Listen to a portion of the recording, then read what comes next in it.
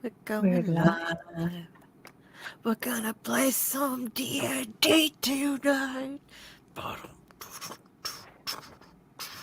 don't know. I love you, Del. I love you too.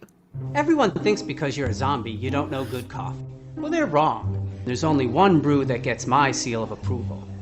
Deadly Grounds coffee is my guilty pleasure. The aroma is so intoxicating. It brings all of my neighbors out of the woodwork. Deadly Grounds coffee. Coffee to die for and zombie approved. It's good to get a little deadly. Use the front door! Oh, they're so disgusting.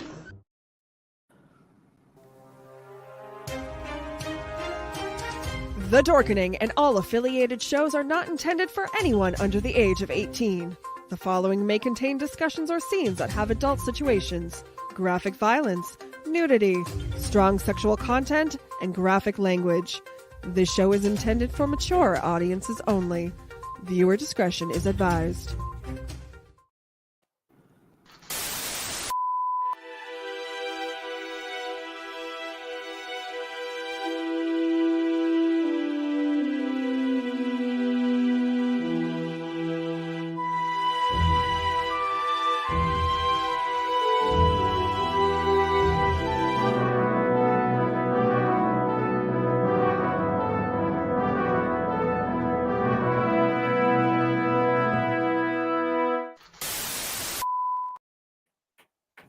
Hello and welcome to another episode of Owl Light Adventures, the D&D edition. We're going to get things started as we usually do, or we'll go around the table and kind of remind each other who we're playing and just a brief description of like what you look like and that sort of thing. So we are going to start with Del. Hey everybody. My character's name is Char. She is a fire genasi monk of Kosuth.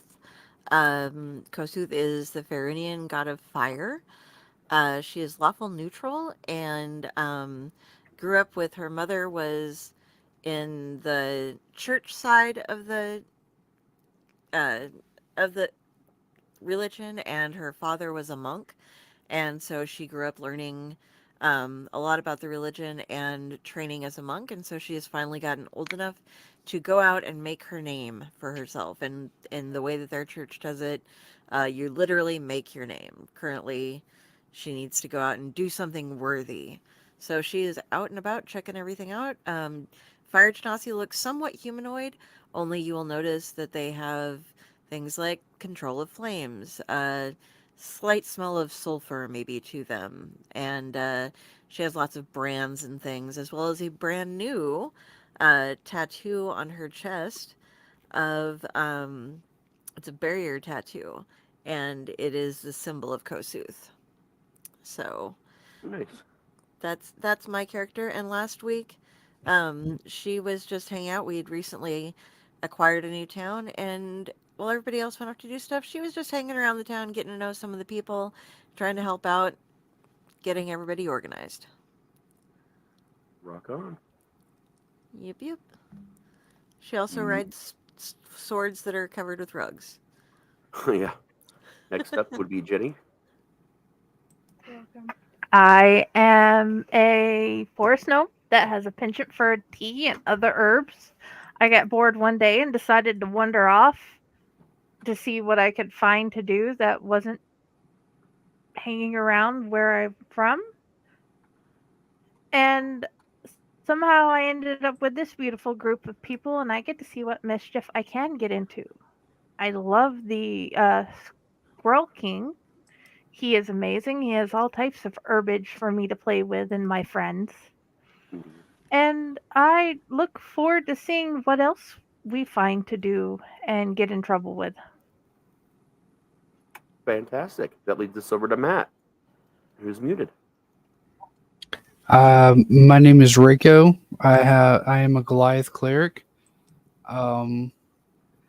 I'm a cleric of death, which is pretty cool. I like smashing things with my hammer, which I named MC Hammer because it's got to be a great name. You can't touch this. Yeah, that's the armor. And yeah, I'm along for the ride. Found a great party, and I just want to keep going, smashing stuff. Rock on, man. All right, it's going to take us over to Jayson, who's also muted. Oh yeah, I keep myself muted. I just remind people now because we all do it, including me. I will talk without unmuting. I'm playing Rodney, a Warforged barbarian, also mayor of Riverdale and future head of the Mimic Mafia. Why do you think I'm giving them all Italian names? Love that. Rock on. And all right, that's it for tonight. Michelle is not with us this evening. She was almost in a bad car accident yesterday that would have totaled her vehicle, and she's got some whiplash, but she's okay, and the car is okay. So we're just kind of giving her the evening off to relax a little bit. She'll be back with us hopefully in 2 weeks. Although Dell won't be with us in that one, so we swap people a lot. One day we will do a show again where everyone is present. We've only actually done one, I think, where everyone was present. This is kind of a common theme, though, when you're trying to organize a group of people. Sometimes you just have to go. So Sometimes it is. Sometimes it is. Sometimes. For playing only twice a month, not so much, but you know.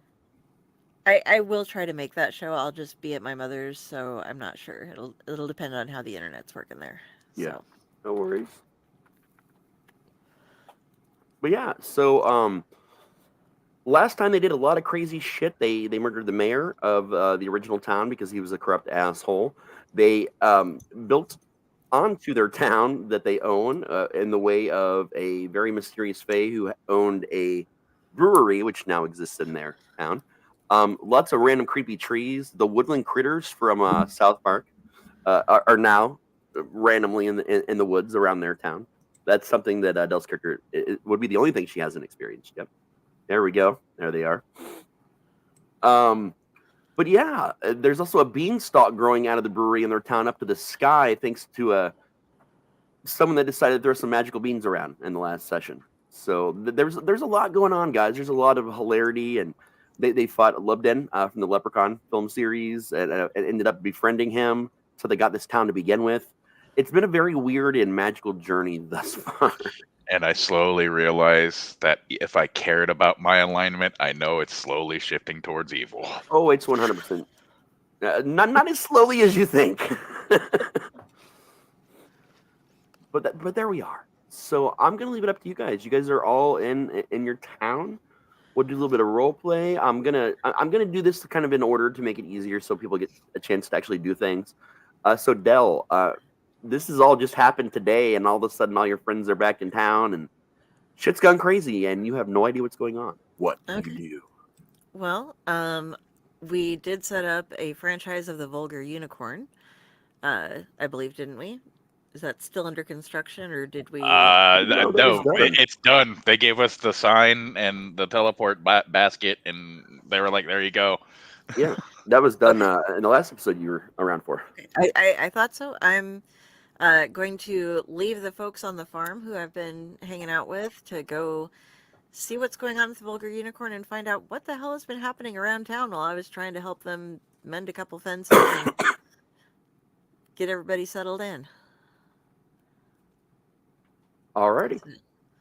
So I'm just going to go on in, grab myself a drink of, I'm not sure what it was that they got me before, but whatever that lovely stuff was that was very flamey. I don't know what to call it. So it was fire whiskey. Oh, okay. Well, I would like to get myself a fire whiskey and try to locate my party. Yeah, you guys don't pay for drinks here. So it's your town. I wasn't saying that I was paying for it. I said I was getting one. I'm just reminding you. All right, so you are currently hanging out in the tavern. All right. Jenny, your character is woken up for the day, and what's she doing? She is going to go get some tea from our local herb place and get ready to head to the library. Okay. That brings us to Matt.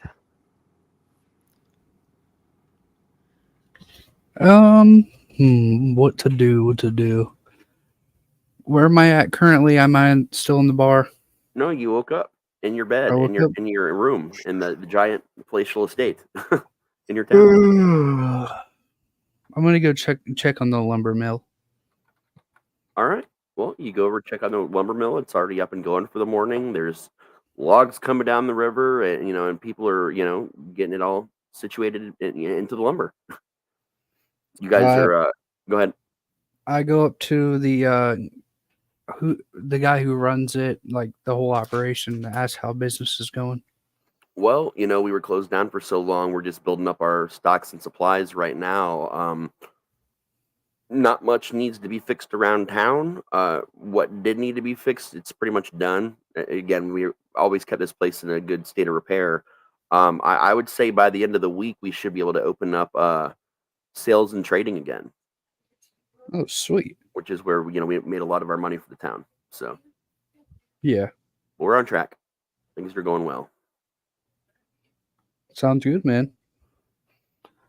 What to do next? I think I want to sell one of my extra weapons that I have. Okay, so you are in your own town. I could still sell. Come on. You guys can't really sell shit in your own town because it's just taking money out of your coffers. You see what I'm saying? What you want to do is save it to where you guys go somewhere else and then sell and buy there. Is there if I say I give my extra warhammer to the blacksmith, can he break it down for material? I mean, he or can, you could donate it to the guard. You guys could do that. But keep in mind, you do have a blacksmith here in town, and the guard is outfitted already. Okay. If you want to do something that would benefit, just hold on to it and sell it when you're somewhere to get the gold from it. All right. Then you can either use that to buy some other shit or put money back in your town or what have you. Okay. Because it just sounds good. The guard really doesn't need a warhammer. I'm still just trying. I'm kind of new still. And I appreciate you helping me out. It would be different if you guys didn't own your own town. You know what I mean? Yeah, you would be getting up and going you. to sell it and stuff. It would be different. Yeah. But yeah, everything's going good, man. At the lumberyard, the whole town actually seems to be moving and not quite opening to the public yet. But you guys will get there. So that brings us to. I would say I'm probably done. All right. Brings us to Jayson. I go to my office. I see Giovanni, the desk. Right. And then I know I don't need to feed Antonio because he was fed last night a rather large meal. Check to make sure there's nothing like on my desk for official type mail paperwork, shit like that I need to do or look at or sign. And if it's all good there, then I'll head over to. If there's nothing there that I need to fill out or approve or shit like that, I will make my way to the tavern. All right, yeah, you're good to go, man. You make your way to the tavern and you see Char sitting there. She's just sitting there having a fire whiskey. You didn't see her for probably about 2 days. Okay, I walk over to the barkeep and I go, any messages or you know what? Actually, send a message to oh fuck, what's his name? Barfuck. Mafak, I'm sorry. Barfuck. Yep. What the fuck? All right. Barfuck. Yeah, that's your new name. The fucker. You're the fucker from the bar. Tell him to advertise and we'll pay him for it if he could get the word out about our group looking to rid the world of nasty monsters. More like probably hire them and have them come to our town. But hey, you don't need to put that part in. I mean, okay, you hear something coming from the back room. Okay. I go walk into the back room. You notice there's this little square thing there that's got a grill on it. It looks really weird. And you hear his voice coming out. It's like, you can just talk to me through this, right? Oh yeah, I forgot about this. Sorry, I just woke Yeah. up. Yeah. So I mean, we got an adventurers guild. You know, that's part of the whole unicorn franchise. Oh Have you yeah. guys not even looked at your blackboard? No. Yep. Okay, look behind you. I look behind me. The blackboard's on the wall back there in the back office. It's just the different things that are going on in different, local settlements, things that need handled, that sort of shit. All So right. yeah, that's your adventure board. When basically anytime, since I'm the main franchise, anytime I update the board, it updates on all the boards on all the franchises in the area. Oh, right on. Convenient. All right. Yep, I peeked. I I got peeked. Thanks, Buck. Love your no face. problem. Man. All right. I peeked my head out the door. Like, hey, Delphine. Can you go grab the others and we'll pick out what we want to do? There's apparently a board back here with just like random adventures on it, or random jobs on it. Sure. Do you know where they are? Somewhere in the town. Okay. You guys need to catch me up on what's been going on. I was off over at the farm, and wow, there's been a lot of changes. But I'll We go went get to them, and then we you can went tell me how here. I'm I'll, doing. I'll give you the 5 minute cliff Oh, notes. We went to a town. There was some weird festival, and everybody said people disappeared there. We said nope. We went to the place where the festival began, and there was some lady there, who's fae type thing. She we struck a deal with her. Said, hey, look, just come to our town, and you can do your brewery stuff, and we'll send you random assholes to turn into wood, because she likes to turn people into woodland creatures. So yeah, okay. so that's the cliff notes. Okay. Glad to see you're doing well. I'll go find the others. So I will slam Note to down the door. self: find magical loudspeaker. Just Don't forget press a button. that. Would the party please come to the bar, please? Gotta get little coins. Look at golden galleons. We can use that. Oh, wait, wrong world. Um, yeah, so I'm going to slam down the rest of my fire whiskey and head out to go find the others wandering around. All right. I mean, you come out the door and you happen to see two things happening at once. You see Matt's character coming back towards the bar from wherever he was at, and you just happen to see Jenny pop out the door of the house. That's the mansion, Our or house. really mansion, your house. It's over Okay. by the bar, and she's headed across the street over to the library. So you see them both. Okay, I'm gonna try to flag him down closest first, and then so I'm assuming that's Matt. I mean, they're kind of equidistant. You can probably just holler at them, and they'll both hear it. They're close enough. Okay. Hey guys, Ronnie's calling a meeting. We got something to do. Does he have tea? Don't know. It's a All right, bar. I'm on my way. Did you order some? We own it. Yes, Okay, then You ordered probably. some.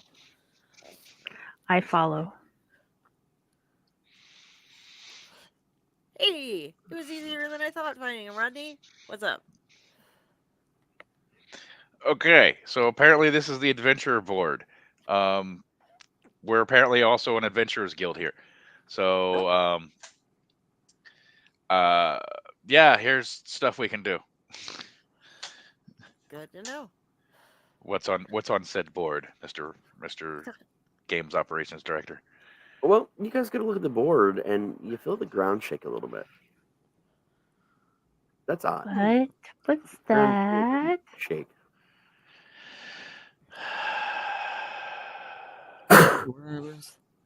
Just walk outside.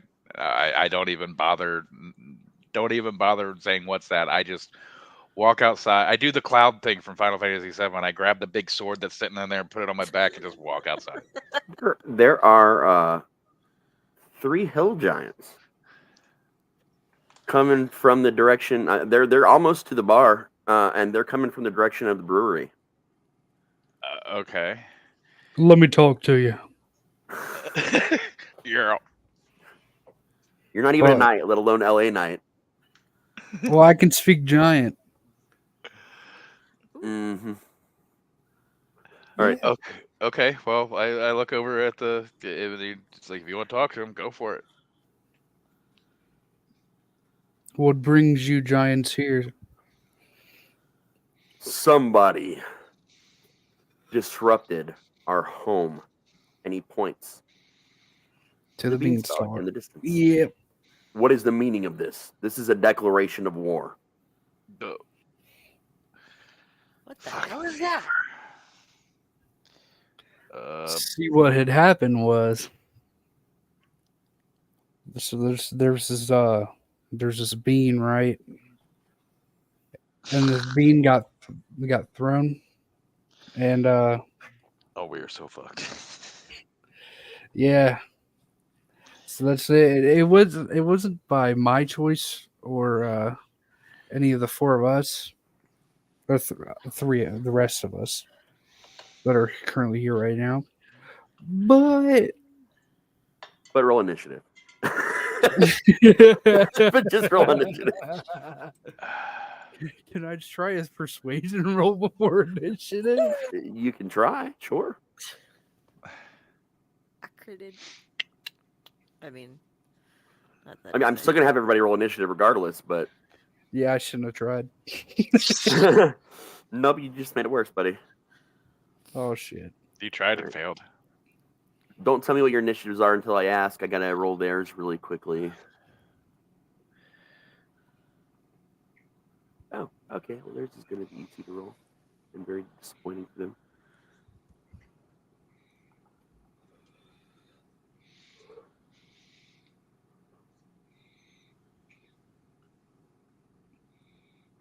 Okay, they're at a 6. They get a -1. They're Negative 1. Yep. Yeah, they have like no decks. They're just giant.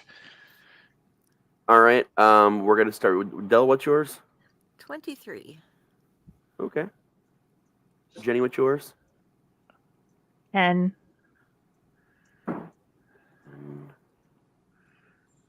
Matt? 19. 1 second.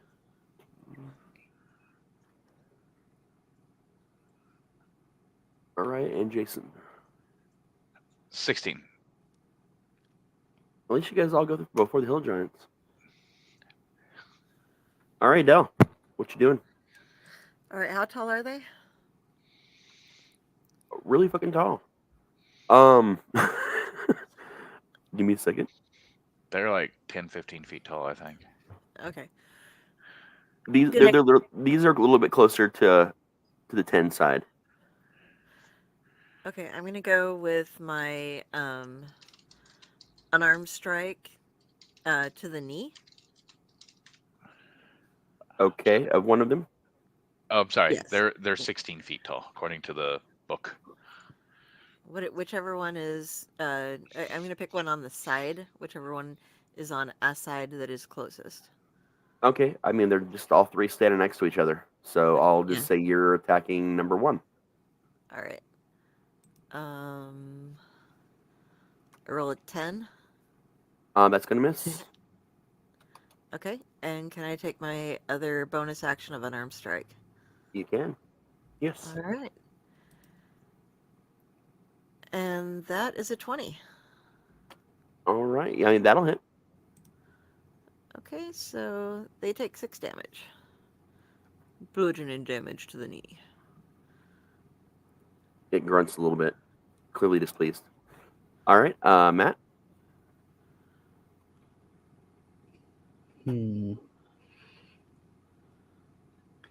How do I Kratos this? See. At level 2, you don't. Yeah. At level 2, you Kratos this by being Kratos before he's made into the God of War when he gets his ass kicked.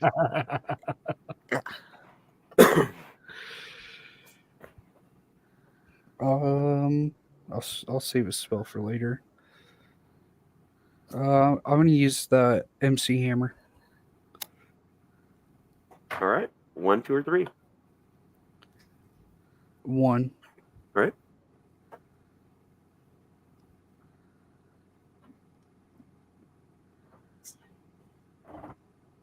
$14. And a 14 will hit.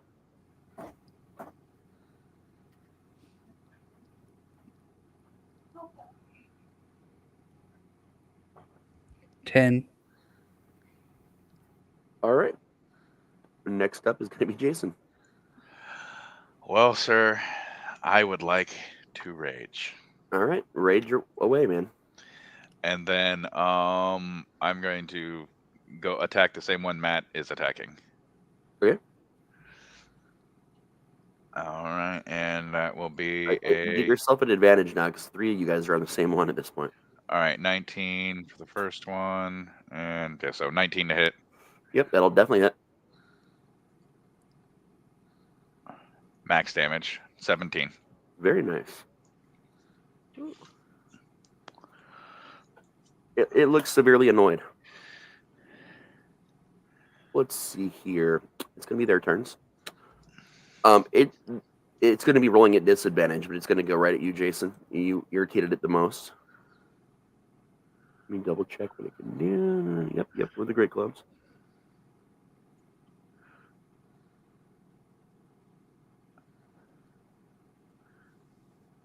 Let's see here. Does a 23 hit you? Yeah, that shits the fuck out of me. All right, I'm going to do both of its attacks real quick just to get that part done. And 11 definitely misses you. All right, so just one attack. Okay. And it is going to do. Let's see here.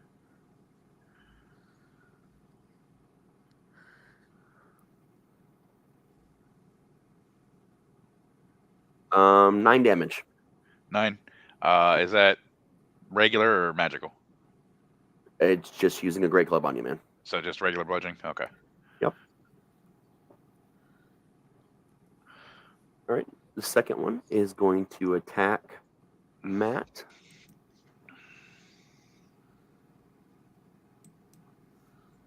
Let's see here.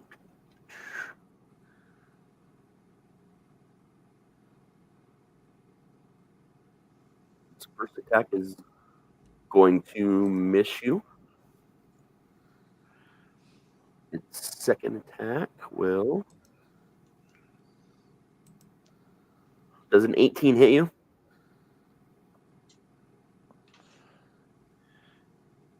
What is it based off of? Is the armor class? Yep. I got 21. All right, yeah, it misses you. It basically a glancing blow. It just kind of bounces off your armor. Really doesn't do anything to you on that one. All right, the third one is going to attack. Let's see. All right, this one is going to go after Della, it looks like. All right.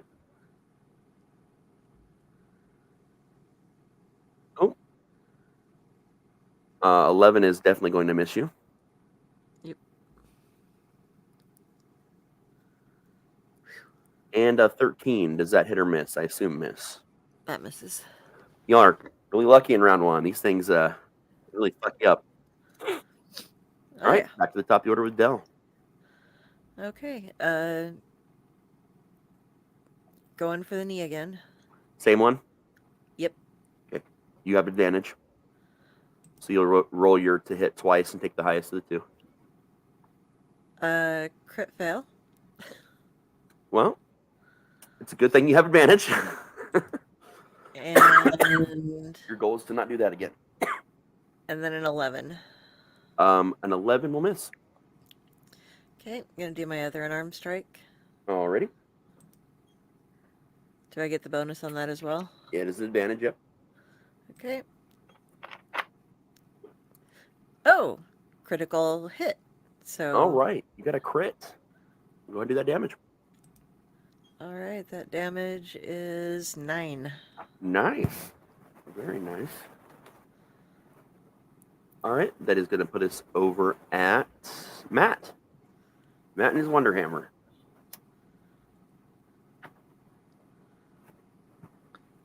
Oh, let's see. Do you what is the giant doing right now? Like, is it still standing up straight? Yeah, they're all 3 standing up straight. It just you guys are all croned in on one, which is generally pretty smart tactics. Yeah. I'm gonna go for the Warhammer again. All right, same one. Yep. All right, go for it.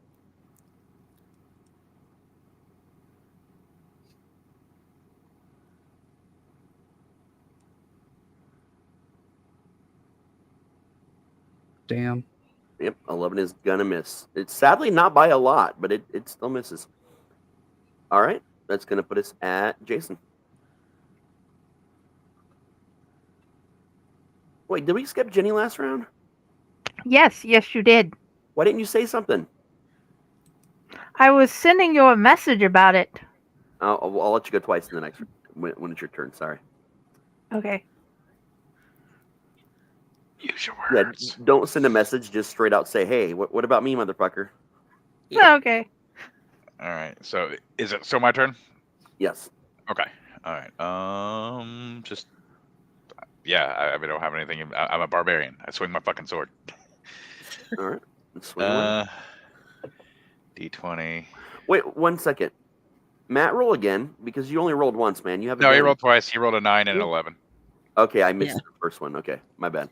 All right. So. I just rolled a dice. Oops, that was dumb. All right. So that's 23, and then the second one is 12. So The I think 23 20. definitely hits. Yeah. All right. So damage 9. All right. 9. This thing's starting to look a little beat up now. Jenny, we're gonna let you go twice because I fucked up. Okay. What would I you like to- run back inside to the talk with Muffhawk area Okay. and ask him for a giant size blunt. Pardon me. Giant size blunt with a mix of lavender. You're gonna want to ask the Squirrel King for that. Yeah. But is the Squirrel King here or there? He's in the main town and Where the fuck is? Yeah, but not in the same store. Yeah. We have a franchise. Do I have the ability to call it from where we are? You do. And the get franchise past store. Okay. Then I call the Squirrel King for that and let him know I need it ASAP because there are giants. Okay. Hey man, the Squirrel King's not here right now, but I got you. And in the bin, sure enough, there you go. Usually it'll go to the bin the Great. store is attached to, but you guys are special. And Thank they you. were smart You enough have to rig it all to the same bins. I appreciate it. I'm hoping you saved my little tiny butt. So I grab it and run back out and say, "Hey guys, I got a question." What's your question? Go ahead and ask your question. I'm holding it up as high as I can, and I'm asking the giants if they'd like to join. Well, roll me a persuasion check. Okay. Let me find. 11? 1 second here. Okay, one second here. Roll a couple things.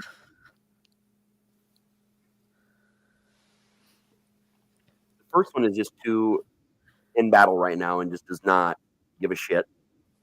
The second one, slightly distracted, but shakes it off. But the third one walks over, takes it, lights it, and sits down.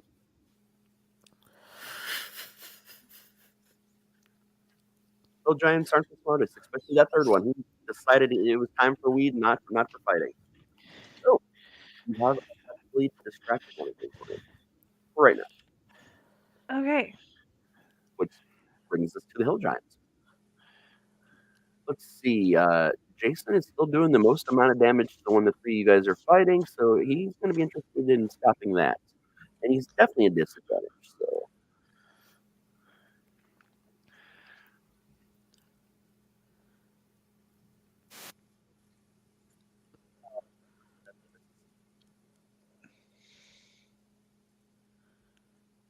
and the second swing.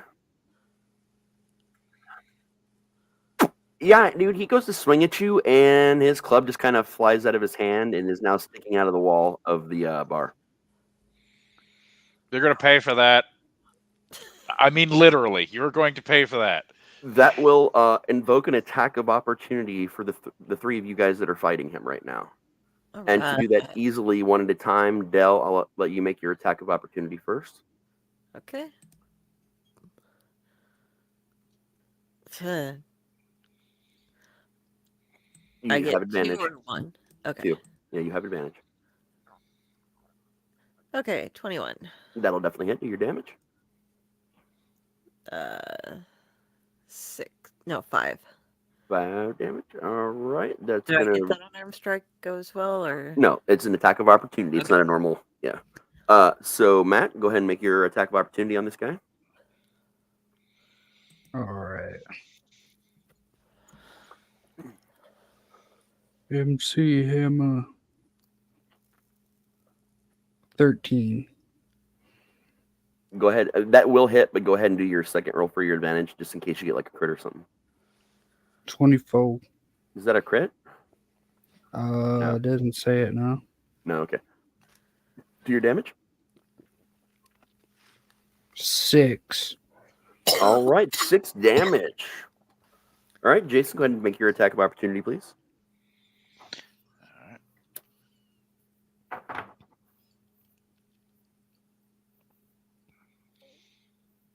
damn it, I did that again. 19 or 14. I think that'll hit either one. All right. You have learned through the course of playing that a 13 is what hits. Because a 12 did not, and a 13 did. 17. Max damage All right. again. Good damage. This guy's looking pretty rough. Second Hill Giant's turn now.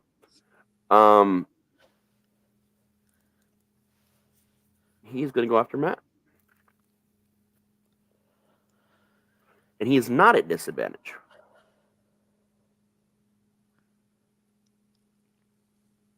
We're going to make both these rolls real quick. And his first roll was a crit failure, and there is another motherfucking club sticking out of the same side of the bar. And because he's within a 5-foot space to you guys, because he's like kind of behind you, you all get an attack opportunity on him. These guys are not having a good day. Do we? We only get what you can only use one per round. That's your reaction. The attack of opportunity is your reaction for the round. So we only get you're one right. of those. Right, you're right. You are right. So you don't get the attack of opportunity on this guy, but he now no longer has a weapon in his hand. That's good for you. I laugh at him. And the third one is just not giving a shit and smoking a blunt currently. It's very chill. Him too. Back to the top of the round. I need to smoke. I've not smoked all day. I just realized that. Back to the top of the round with Del. There's still that one you guys are fighting. Cap again. All right. Let's see if I got this time. 19. And then should I do my second one just cause? Yeah. Yep. And that's a 23. Yep, that'll hit. Okay, so he takes 6. And then my unarmed strike is a 21. And yeah, less than that. And that is worth 5. All right, he is looking pretty bad, but he's still up. Matt?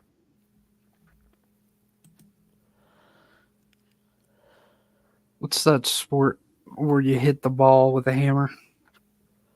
Croquet? Yeah, I'm about to croquet his fucking face.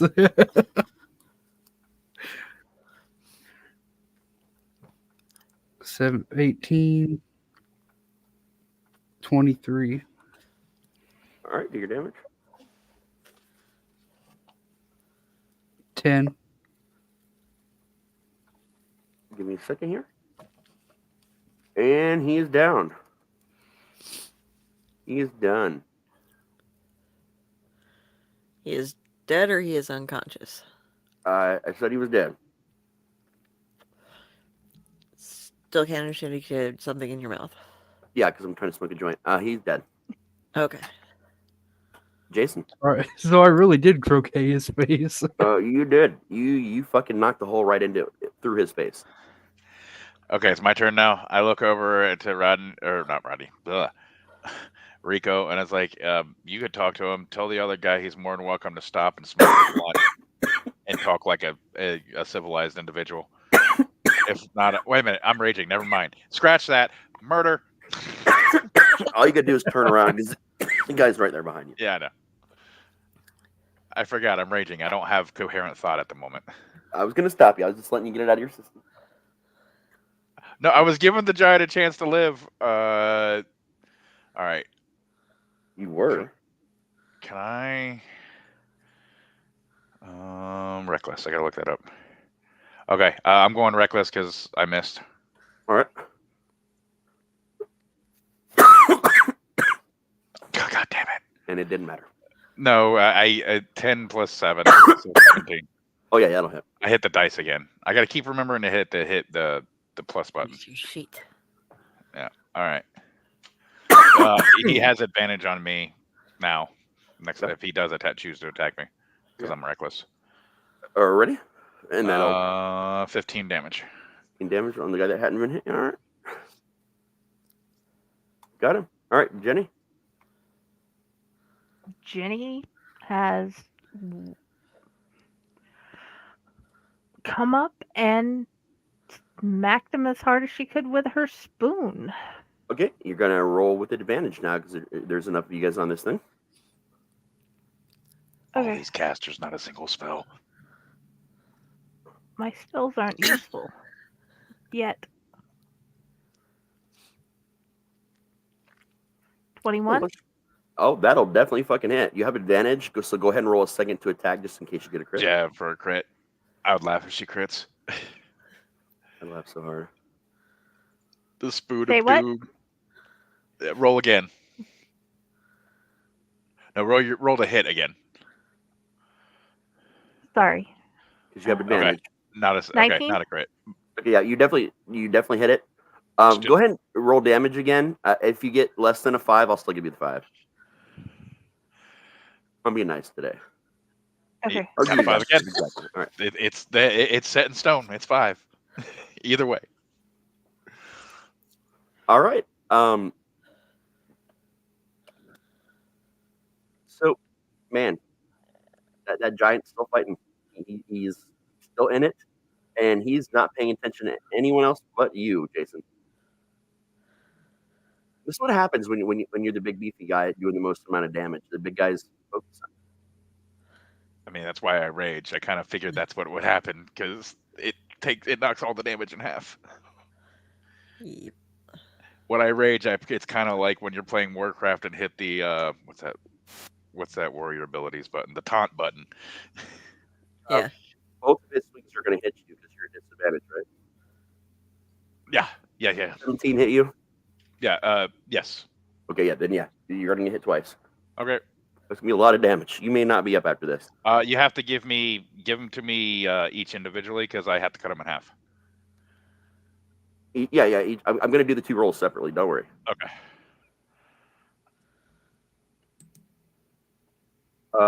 First set of damage. Holy shit! I rolled a 1, 2. Okay, that's going to be 9 damage for the first one. I rolled real shit. I rolled a 1, a 1, and a 2, even with his modifier.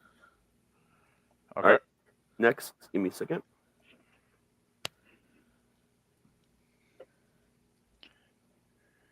That was going to be a 17. You can round down. All right, I'm still good. Cool. I'm not looking good, but I'm not down. All right. That is going to bring us back to the top with Del. Okay. Because that other giant is just still smoking away, man. He's got not a care in the world. That's some good shit. Shit. I'm just gonna go back and start doing the same attack All right. on this one. Second verse, same as the first. Yep, aiming for the kneecap. So. Right. And you have advantage right now, so remember that as well. Not 20. Okay. There's no sense in rolling your other one because you've already got the crit. So, Yeah. do your damage. 11. Nice. All right. Yep. I'm gonna follow that up with the unarmed, which is 16. If you want to roll the second time for your advantage, just in case you get another hit. That's right. Just in case. Nope. All right. We'll go ahead and do your damage for that one. Okay, 7. Alrighty. Next up is going to be Matt. All Medic. right. Medic. Hmm. If you guys are watching this via Twitch, don't forget to say hello. Every comment counts on Twitch. So, Rodney, how bad are you? How bad off are you right now? Medic. Yeah. So you got like 3, 4 health points probably. If he hits me again, I will probably go down. I would like to use. Which one would be better? Probably this one. No, this means okay. I'd like to use healing word. Okay, go ahead. Cast. How much? This is my first time using a spell. I don't know how to do this. Hold on. Healing word cast. No, do I just roll now? Yeah, I think you just roll what it tells you to roll for the whatever you to heal. There it is. 6. Nice. Alrighty. That's gonna put us to Jayson. I mean, I'm a barbarian. I'm still raging. I can't. I fight until I drop. So swing. Am I at advantage still or no? Oh yeah, you guys are surrounding him. I mean, he's the only one still up. All right, so that's a 25 and a roll for maybe crit. Nope. Okay, so... you missed. I'm joking. Go ahead. Your damage. What? I'm just shaking it up, man. 11 damage. Alrighty. That's going to bring us to Jenny. I whack it again with my spoon. Spoon. Scoop its eye out. I got a 4. Well, you roll a second time to hit because you have advantage. You guys are fighting smarter this time around than you have in the past. I want to congratulate you. 4 again. I got a 4 again. Well, you're definitely not going to hit. What do you mean that we have in the past? We don't fight. We normally just get our way out of fighting. Except for during the funhouse scenario when everybody was just individually attacking their own thing. Yeah, true. That's going to bring us to the hill giant because one's dead and the other one is fucking still smoking. He's going to be there for a while. Oh yeah, I mean it was a big fucking him-sized blunt, and like each round is only seconds. 6 seconds. Yep. Yeah, exactly. So this thing smokes like Snoop, so it can smoke fast, but it's not smoking that fast. Not even Snoop can smoke that it coughs through 2 rounds, you know. Oh yeah. Right, it takes that big ass hit, and then it's wasted, and then it's stunned for 2 rounds, but coughing. Does a 15 hit you? I don't think it does. It's right on my armor class. Okay, then its first attack is going to hit you because you're still at disadvantage, correct? No. Okay, then never mind. The first one will not hit you. Yeah, I didn't go reckless this round. Okay. I just did it last round because I wasn't at advantage because I was the first one attacking him. Well, unfortunately for you, my friend, I just got critted, didn't I? You did. According to the red dragon running across my shit and the fire on my... Yeah, you definitely got critted. Roll that fucking damage so I can see if I'm dead or not. Well, down or not. I can guarantee you're probably going to be down, just with the bonuses alone. But I'm still going to give you, each... Well, it's all one, so you still get to half it, but... Can I use an at will right now, or do I have to wait? You have to do it at your turn. That's going to be 30 damage. 30? I have 1 hit point. I mean, you're a barbarian. You're still technically on your feet, so... Yep. You look terrible. You look like your skull is split open in a few places, but you're still standing. There might be a little bit of brain fluid leaking out, but you weren't using that anyway. Remember, Warforged. So Warforged. There's oil leaking out. I just look very dented. really beaten.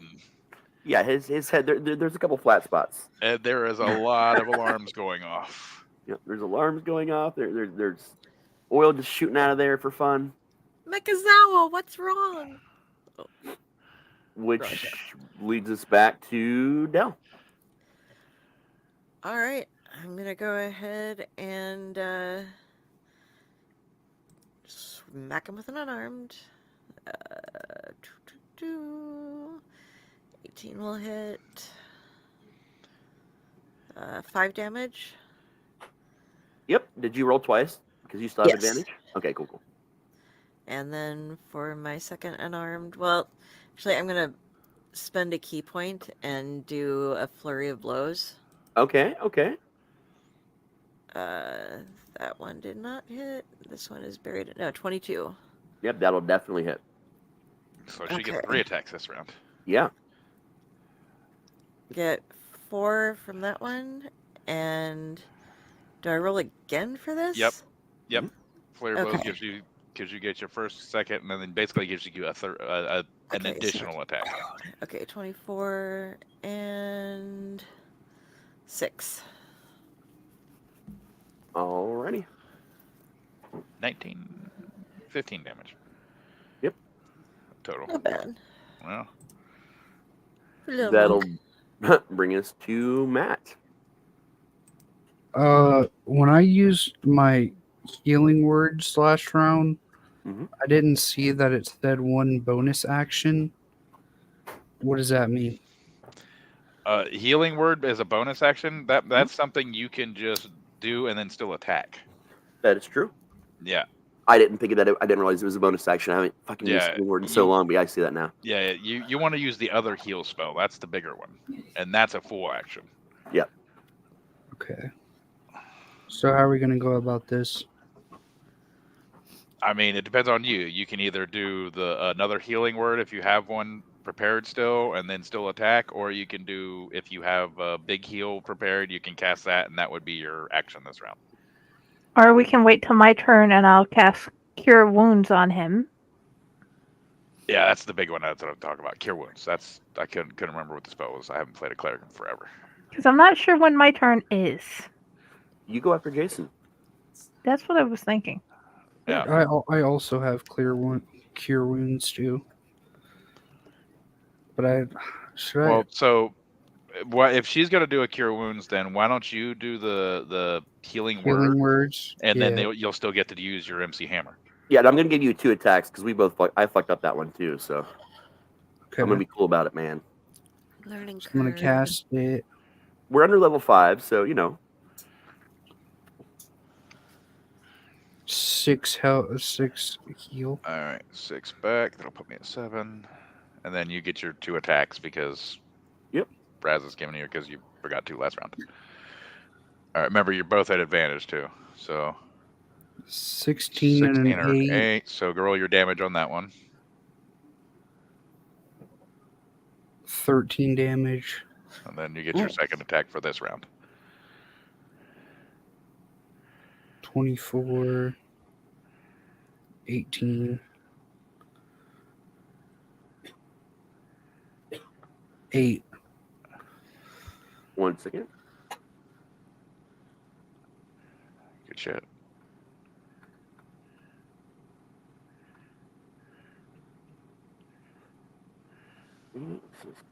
All right, it is still up, but it is not looking good. This thing it's looking pretty fuckered right now. It probably looks about like I do. Not quite that bad. not too far off, but not quite that bad.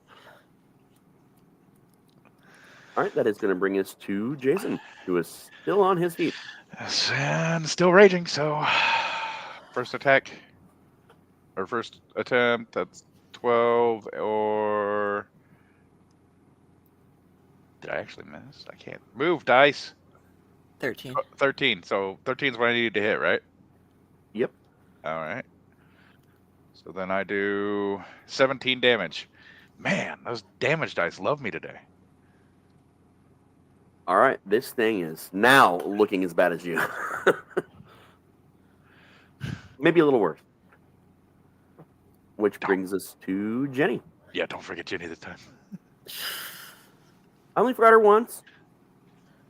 Only She's once. so little. She's so tiny.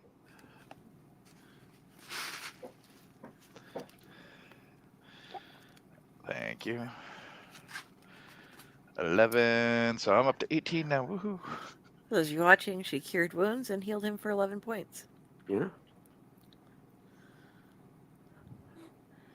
Death Make sure you you're love. saying out loud what you're doing so the people at home know. That brings us to that motherfucker who's just as stubborn as you are, and he's still going at it. I forgot I was on mute. Sorry. Rip.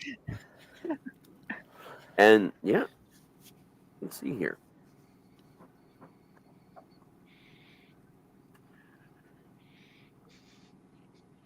Yeah, but I have something he doesn't. 2 healers.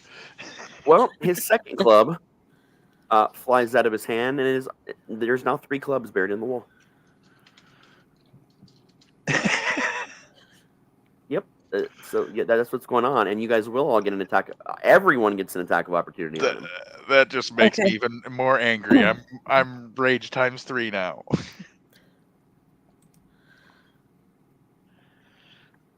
Fuck. Oh, do we get a bonus on the... No, we don't on the attack of opportunity. I mean, your advantage. Oh. Fuck. Well, you definitely missed it. Yeah. Punch in the air. Yeah. You're touching grass. Yeah. All right, which is gonna bring us to let's see, in the order would be Matt. Funny thing about that is I was going to ask if I could do non-lethal damage because I wanted to keep Ready? him alive so I could pay for it. I definitely did non-lethal damage. I didn't We're even- taking. Oh, I'm going to take all the gold off of it and make sure it's used to fucking pay for it. So this dude's Poor basically Tavern. like fucking limping on himself right now, right? You're not even sure how he's up. All right. Kratos' ass. Bloodlust, that's what's keeping him up right now. Can I grapple and slam him? I mean, He's you- 17 feet tall. You're a big guy, but I mean, you know what? I'll let you try. Crap. Oh shit! If I He fucking pull this at off, some pretty severe negatives right now, so you could slam Andre. Let's see how it goes. come on. Let's have your WrestleMania moment. And check Trash this out. down and it hurts inside. All right, let's go. It's unarmed, right? Oh, good. Yep. Oh, good. Oh, Well, it good. should just be a grapple check. Yeah, it's just grapple. 17. That's your unarmed. Oh shit. Yep. What should I go for another roll? Well, I mean, you're gonna have. You need to roll your grapple. Where's Yeah, grapple? basically that's a 2-hit. So his grapple is his 2-hit. Basically. Okay, well then I'll count that as the roll. Then you can roll a second one to see if you get a crit though. 21. No, crit's a natural 20. You surprisingly have him grappled very well. Oh shit. Oh shit. Now I'm gonna need you to make me an unarmed strike because this just sounds fun. All right. 21 again. 21. Do I roll again? Yep, just in case you get a crit. 21. Why is he keeps rolling 15? His dice are stuck on 15. Roll your unarmed strike damage. 5. Yeah, we don't roll damage for that. It's just your strength. My strength is No, 19. No, he's fine. He's fine. First, I want to explain that this thing had one hit point left. That's why I allowed this to play out because it just sounds funny. So, how tall are you, Matt? I am 7 foot flat. He Okay, is 10 well- feet taller than you. These things are pretty scrawny by hill giant size, even. We're looking at probably right around 12 feet. You pick this fucking thing up, and everybody can see it. Even the one holding the blunt is just open mouth watching this happen. He coughs and he's just like, he blinks his eyes and he just sees you holding him above your head, like fucking Hulk Hogan style. But like what he wanted to do to Andre, but could never quite pull off the gorilla slam. You fucking gorilla slam this fucking thing right across your knee and completely fucking break its spine. Oh, let's go. You, my friend, can now also refer to yourself as the giant wrestler. No, the giant slayer. You are the giant slayer in the wrestling world. Let's go. So yeah, you earned yourself a title. You should write that down because that could matter at some point. You never know. In my notes. Okay, I'm gonna break combat, but we're gonna keep our order of things because this was all based on a fucking attack of opportunity, wasn't it? No, this is your actual turn. That's right. We already did the attack. Yeah. So that's gonna put us to Jayson. Combat is clearly over. All right. Well, my rage ends then. Yep. I fall over. Yep. You're probably gonna sleep for a bit, rest for a bit. Jenny. So I'm not going. Yeah. So I'm just gonna give myself a short rest and not say anything. I'm out. Ginny, cast. Am I on mute? Yep, I'm unmuted. I cast Cure Wounds one more time on my big buddy. All right, go ahead and do that. And it's a 6. All right, 6 more hit points back. The giant just looks at you, Matt, and he's like, because he also knows you're the only one that speaks his language. What's your name? Reiko. Reiko the Giant Slayer. I got to be honest. I didn't really like either of those guys. They were assholes. That, my friend, that was impressive as fuck. All right. Well, if she heals me, then I'm back up because I'm over half. So. But yeah, that was impressive as fuck, man. You should know that. And he hits the blunt. He's like, he's giving you guys his attention. He's hitting that blunt. He's pretty stoned, but he seems pretty. Based on the conversation, you guys couldn't understand the language, but based on his gestures and like how big his eyes are right now, you would gather that Matt just earned some respect. Reiko just earned some respect. Am I still talking to him? Or do you want me to wait for my? Yeah, I was about to say, do you want me to wait for my turn? Yeah, it's Dell's turn right now. I'm sure. I don't think I have any joints on me. Shit. I'm just gonna look at Matt and be like, "Are we good?" Yeah, we should be good. Okay. Hey, what's your name? Calypso.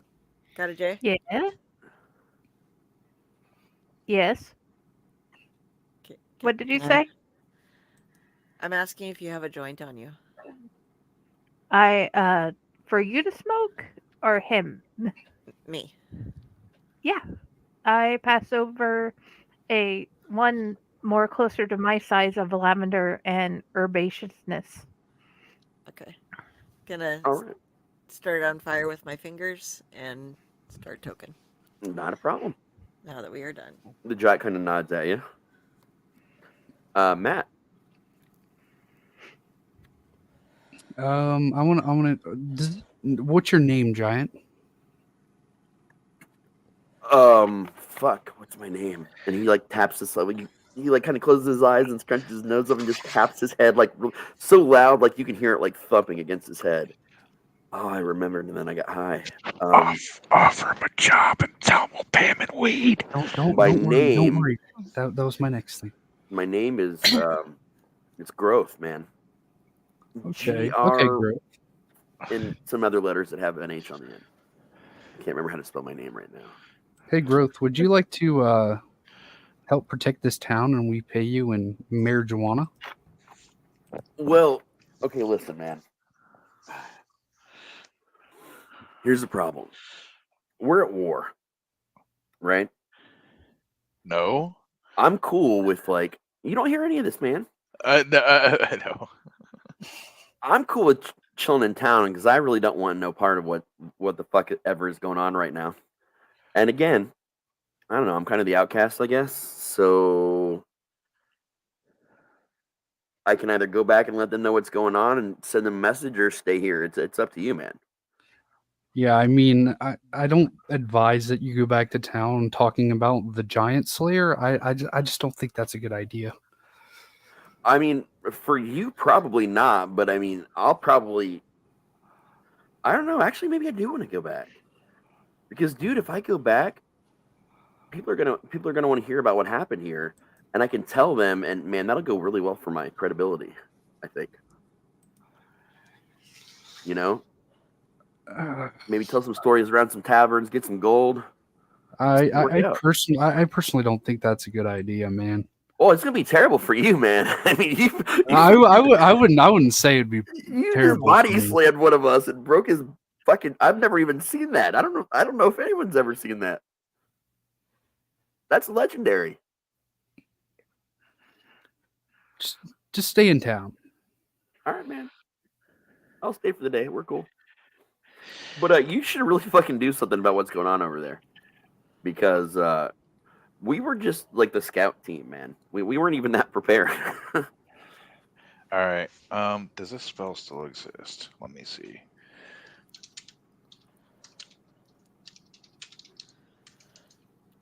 Which does bring us to you.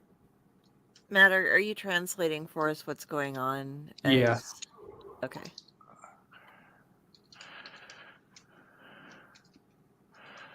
It's Jason's turn when he's done looking that up. And Matt has translated.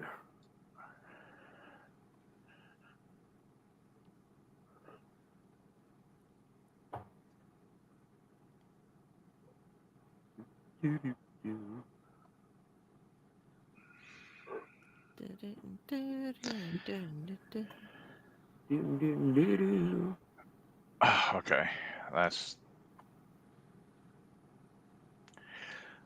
Oh wait.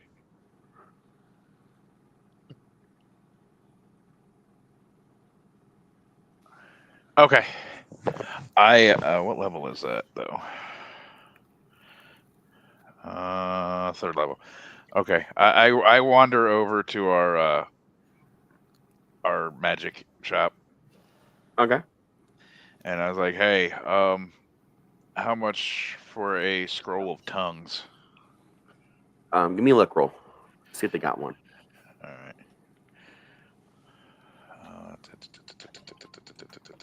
Character sheet. D6. 1, 2, roll. Oh, I did not mean to roll that 20. 5 and a 5, so 10. And I'll roll a 20. Roll. No, I rolled a 19. All right. No, they do not have one at the moment. Okay. But like I said, Matt is translating, if that helps you any. Well, when I was thinking about going on a diplomatic mission, we saw what happened the last time we let Matt handle diplomacy. Okay, that's very true. He's like, yeah, I can't argue that. Are we still going in rounds? Because if not, I'm just going to go hop in the Yeah, basket. it's your turn. Okay, so all right. Well, I'll spend the rest of my turn heading back to the tavern because I'm going to go hop in the basket and go to the other town to get one. Get the damn scroll. That's going to take you a while. Okay. That's going to bring us. Let's Jenny. see who's. Yeah, Jenny. Who's Jayson Swim? I asked Matt to ask our big friend if he would like some hibiscus and cherry blossom tea. I translate. You know, I can understand them. They just can't understand me, man. Fair point. Yeah. But it's funny that they're asking you, so don't tell them. Okay. That it makes me smile. As long as you stay for a couple more days. All right, 2 days. You talked me into it. Okay. Well, I'm gonna go get a drink. Deuter isn't gonna fit into our bar, so ask him if he'd like something. We'll send something out. Send her to the Probably Fey lady. I just asked about if he would like me to get him some tea with me. I mean, we have a whole That's brewery. right. I just didn't get a chance to answer yet. I'm sorry. Oh, sorry. Um, I think I just jumped. I'm yeah, it's okay though. sorry. Ask her if she's got anything stronger than tea, man, because wow, this weed's good, but I mean, if I'm gonna drink, I'm gonna drink. He wants something stronger. Got anything stronger? Point him in the direction of the brewery We or have a take him whole there. bar. We have a brewery. Yeah. So there's this brewery right over here, and I think you'd like it. Well, I mean, obviously, I know about the brewery, man. There's a fucking beanstalk sticking out, and your brewery's empty, buddy. There's no alcohol in the brewery right now. Did you I'll, take it all? No, there was none. Trust me, we looked. I'll just go. So into the you were bar. going to steal? You're damn right. We were gonna drink you blind before we came and beat your ass. I mean, come on. We popped out into a brewery. What would you do? Fair point. Can't argue that logic. I'm going in the bar to get a fire whiskey. I'll get a bucket of something for him too. I'll just leave it up to Patrick's discretion. What would you usually serve a giant? Oh, a giant, huh? Yeah.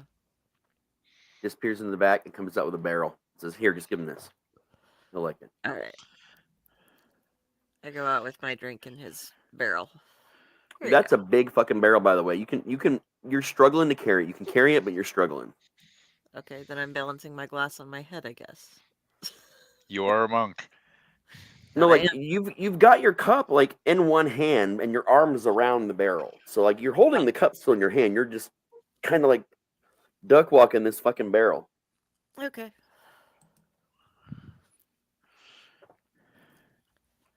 At least I don't have to go too far. Yeah. And he graciously accepts it and he just peels the top of the fucking barrel off and it's drink size to him, so he's just, sipping, smoking. Having You know? a drink. Sipping on Yeah. some scissor. Sipping on gin and juice. Laid Laid back. back. Money. Yeah, that's an actual official drink now. Dre and Snoop Dogg just launched it, and they were doing a lot of the launching for it through WWE because Snoop was there at WrestleMania. Very interesting. Mhm. Well, he does have his winery already.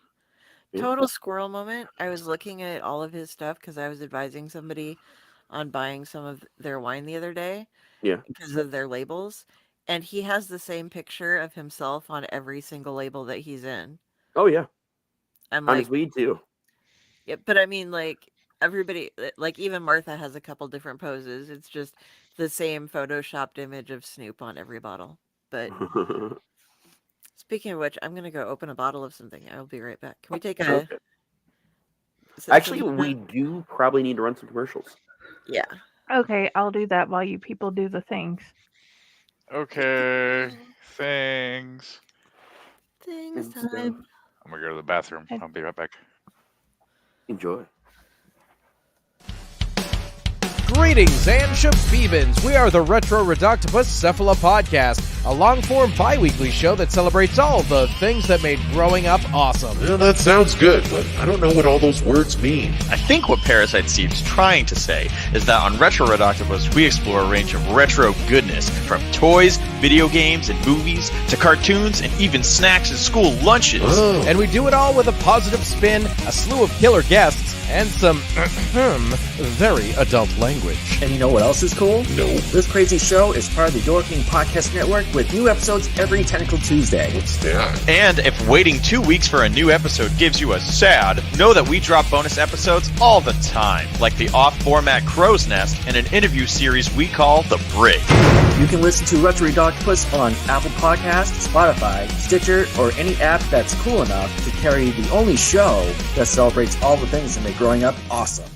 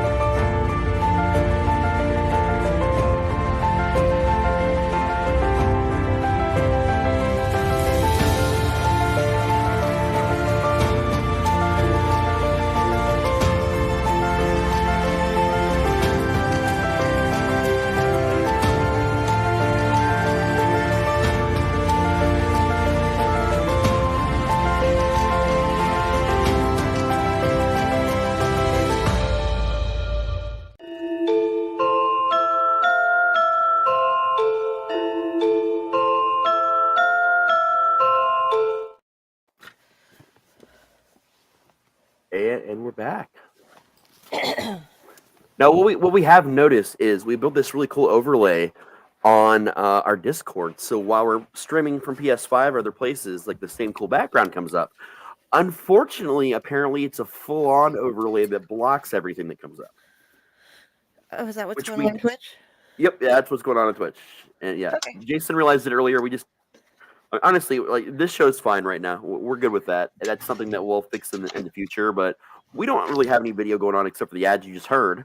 So you got some nice music. You got to hear the retro ad, but sorry about that. We'll get that fixed in the future. No problem. We're learning new things. See, because we got a capture card to do it that way through the PlayStation, and it came in and it was dead on arrival. Amazon contacted the seller and sent a replacement that turned on at one point and then smelled like something was on fire and then immediately stopped working. So we decided that that's not going to work for us, and we're finding other ways to do the capturing. Because that was just a nightmare process. An over a 2-week process just for nothing good to happen. But we will get that overlay thing figured out. Yeah, that sucks. Yeah. I did not know about that. Oh, yeah. It was a pain in the ass. That's why we built that whole thing. So you guys have a really stoned and now drinking hill giant, just kind of chilling out in front of the bar, who has agreed to stay for 48 hours, 2 days, whatever. Okay.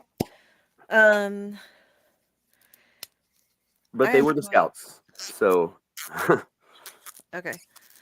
I'm going to ask Matt to ask the giant if, whenever he has time, hopefully since he didn't care for those guys too much, if he would mind hauling their bodies over towards the mimic house, so that they're like in reserve for him.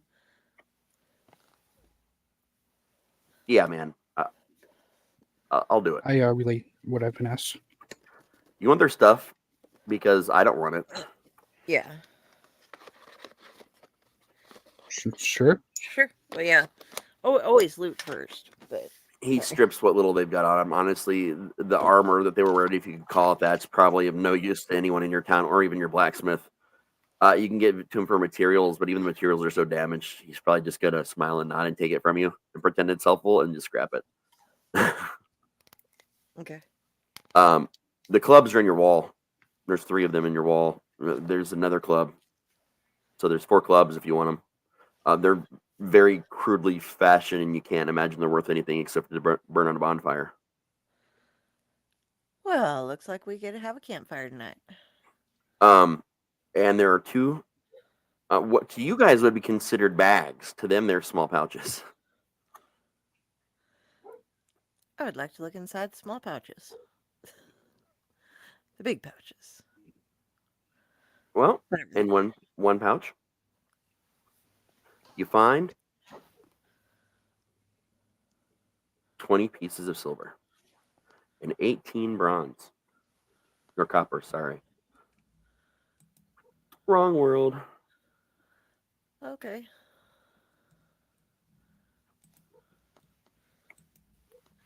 And then the other one, though, has got some heft to it. Okay. Some obvious heft. You open it up, and all that's inside is a gorgeously crafted metal case of some kind that may or may not have things inside. Okay. Gonna ask the other guy if he knows what this is. He shrugs.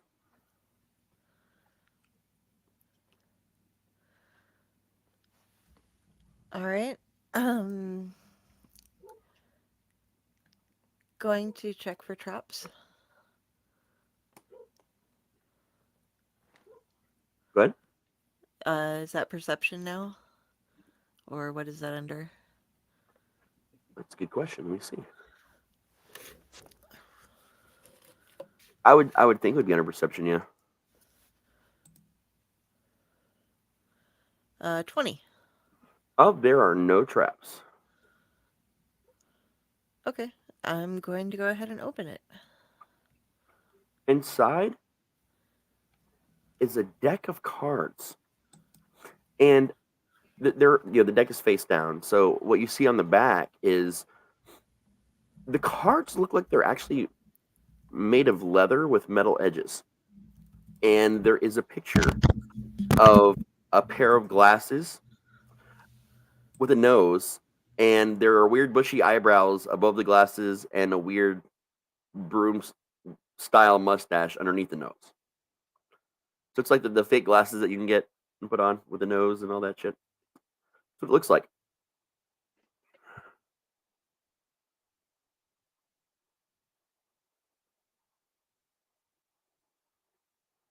Okay, sorry, I had to mute myself so I could type all that out.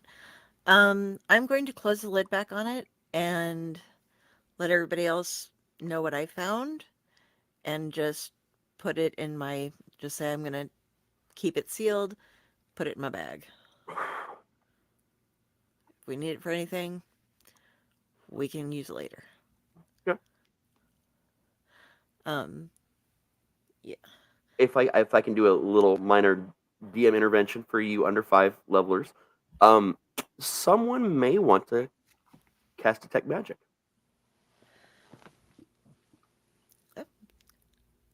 I cannot cast. No, So, you cannot. But there are those around you that can.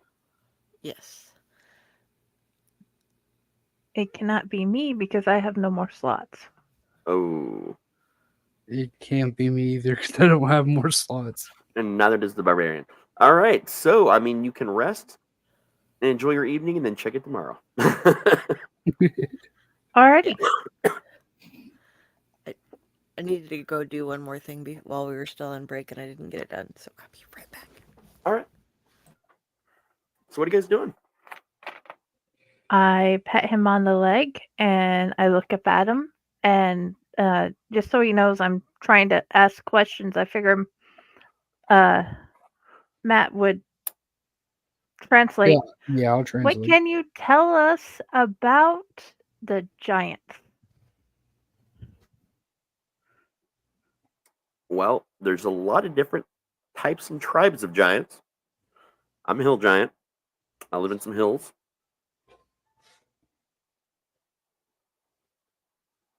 Are all the giants coming? So listen, like us hill giants, we're low on the totem pole. We're what you call the shock troops or the scouts. We, in particular, the 3 of us were just scouts coming to find out who's invading our territory. And generally, they don't hear from us a certain amount of time. They start sending troops. It's a whole big mess.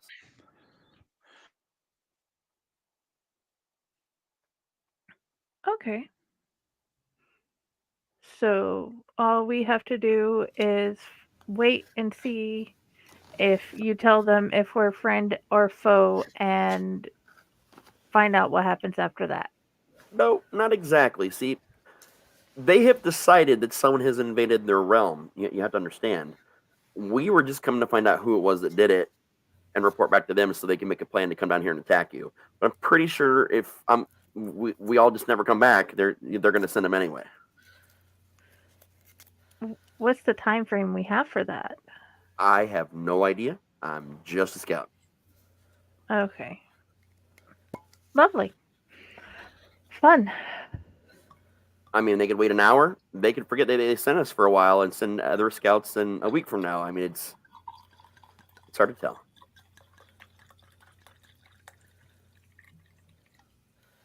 Okay. I just pat his leg and say thank you. Nods to you. Just let me know when I get to the scroll shop.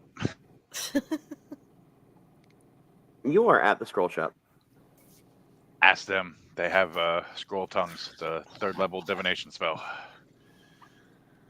Yeah, we got one. How much? 100 gold. I give them 100 gold. Sold. All right, you got it. All right. Let me add that in my inventory and take that out of my gold. 100. Remove.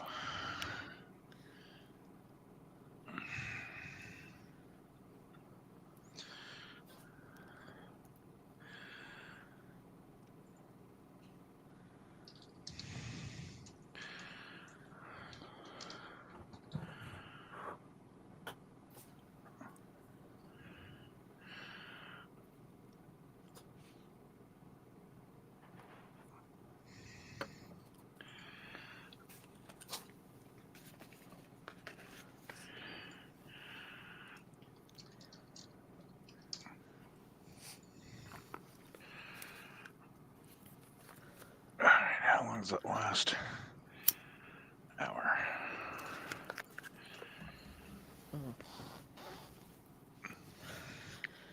Ouch.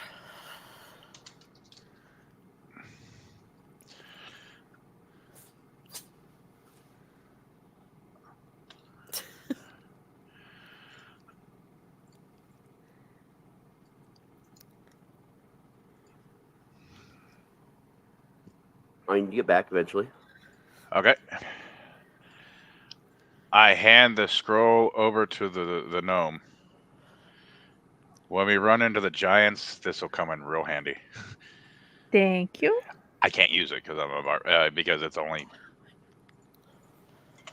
can only be used by bard, cleric, sorcerer, warlock, or wizard, or you because artificer, yeah, artificer. Yes. I appreciate it. You could use that to negotiate that with him when we get there. Because the last time we had him negotiate, things went very badly. So we are going to talk instead of rush in next time? Yay! We tried to talk. They rushed in. That doesn't mean that it's not a good thing to try first. We did. They tried to smash us with giant clubs.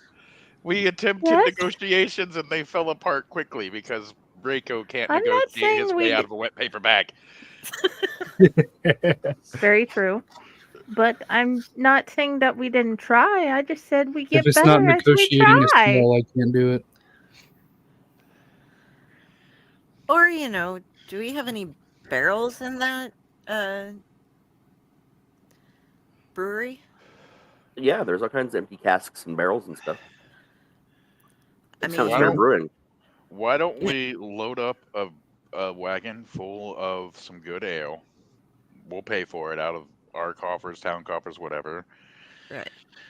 Bring that with us and offer it as a sign of goodwill that there was actually no intention to invade. This was just a magical mishap.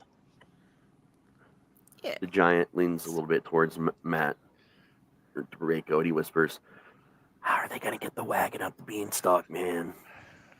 Leave that to me. All right. We could also probably grab a big bag of ganja. Yeah, that That's wouldn't hurt okay. either.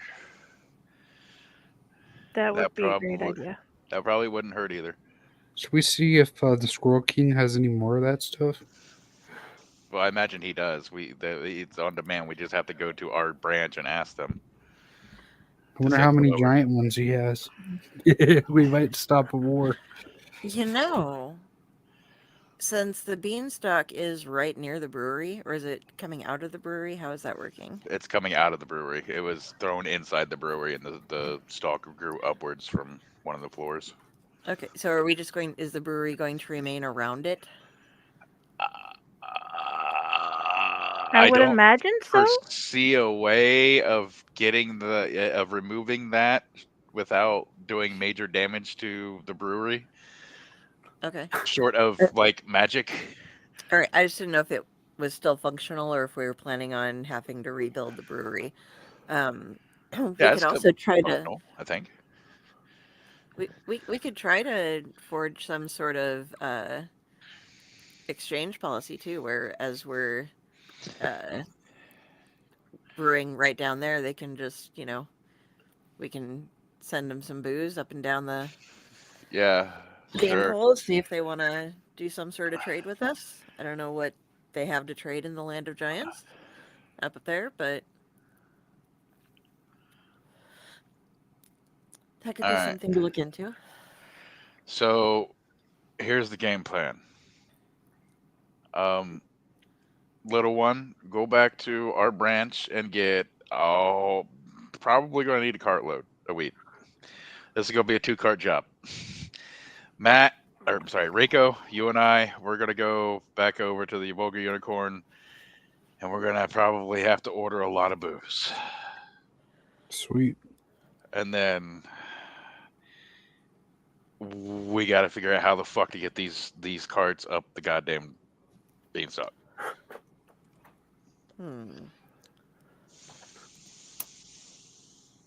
Try it. Finally finishes the blunt.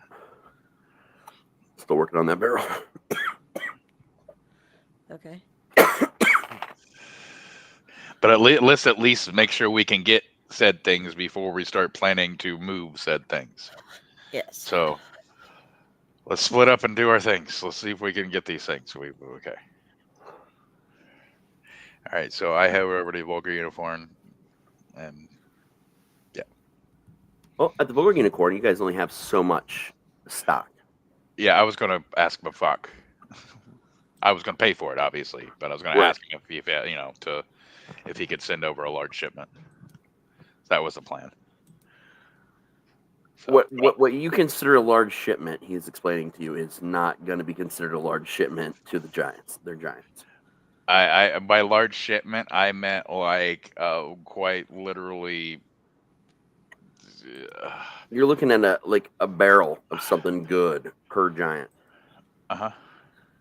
So I'm thinking. I look over to Rico. How many liters do they have? Ask your friend there. I translate.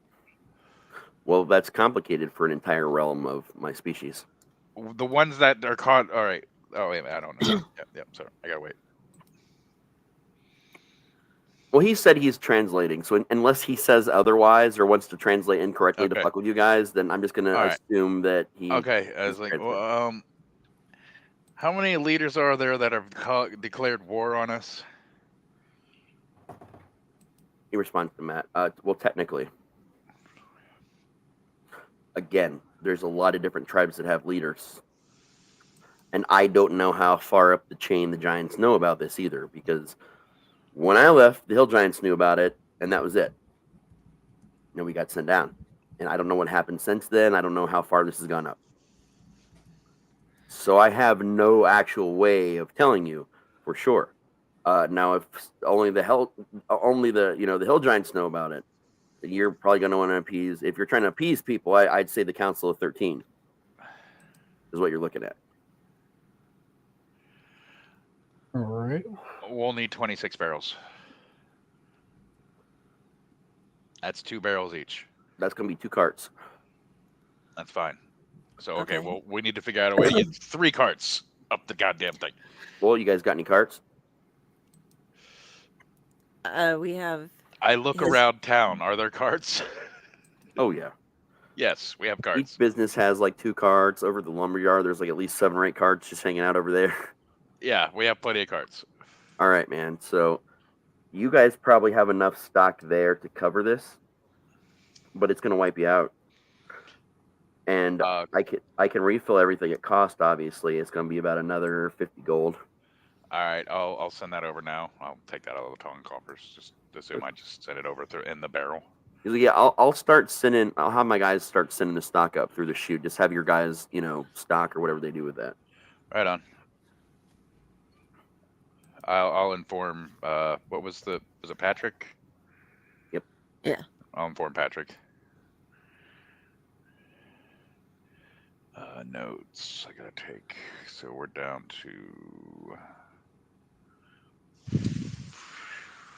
460 in the town coffers. All right, which is still plenty. Okay. How much of that can we fit into a bag of holding? Because it. What about that portable thing we have? The house. If only you knew where Michelle was, because she has it. Oh, yeah, shit, I was like, right. Damn it.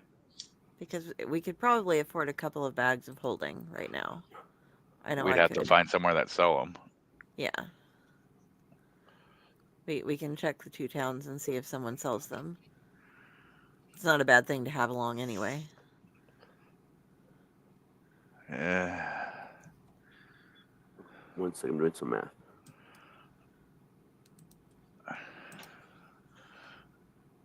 I think you have to be able to feasibly fit the item inside the bag, so you can can't. put because bag, they still have weight limits. Mhm. You can actually put. It looks like 16 barrels in a bag of holding. All right, so that would stop us. That would knock one card off the list. Right. So that's in one bag. So, well, yeah. So we get Council 13, so we need 36, 16, and 16 is 32. So we would need 3. And we can see what room I have in my haversack to carry the weed, because that should be fine. Yeah. Well, I mean, if we had 3 bags of holding, that would be enough to. But the likelihood of us finding 3 bags of holding are pretty low. I mean, you already have. Technically, you have a bag of holding, but she's also got a Heward tap. Yeah. Handy haversack. We do have a bag of holding. I have a Heward handy haversack. Okay, Oh, I thought you guys did have a bag of holding. No. No, she's got that chest. Okay, yeah. Yep, I guess you don't. All right. You can check with your shop. I'll go check with our shop. Let's go check with our shop. See if they have any.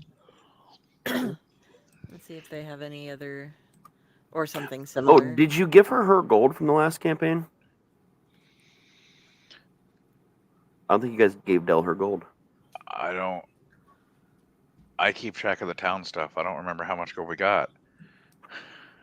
You marked it on your sheet though that you got it though from last time, right? Yeah, because I've got. Let me see if there's a history on here.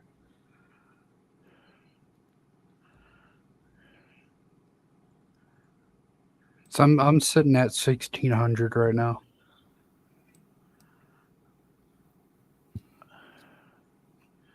I think we got 1,000 gold, or 1,500 gold, or something like that.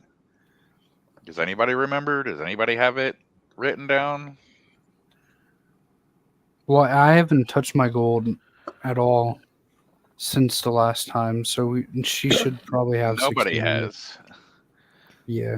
But did you It spend was all your 1,500 gold? gold. I just found it. It's 1,500 gold that Del would have gotten. I would have gotten They an handed- they extra just read- 1,500. Yeah, they just randomly handed it to you at some point. Okay, hold on. All right, I'm sitting pretty. You're sitting there with the intercom. What? I walk over to the intercom. Yes. Hey, I think I might have solved one of your problems. What's that? I'm gonna send drums over instead because they're bigger. Mm-hmm.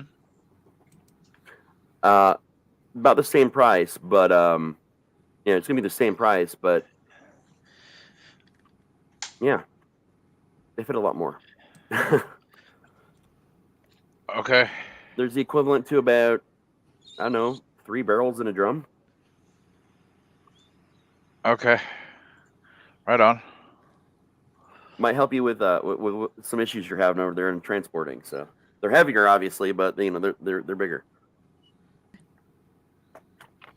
So Patrick ran some people up, and they bring instead of the barrels because they'd only loaded like 1 or 2 barrels, so they hadn't really finished the loading process like remotely of the first wagon as they were previously instructed. So now they're loading up with that, and you ordered 16 barrels, so that's going to be. No, I ordered no because it's council of 13, and I wanted 2 barrels per council member, so that's 20. 26. You're right. 26. You're right. You get 9 drums instead.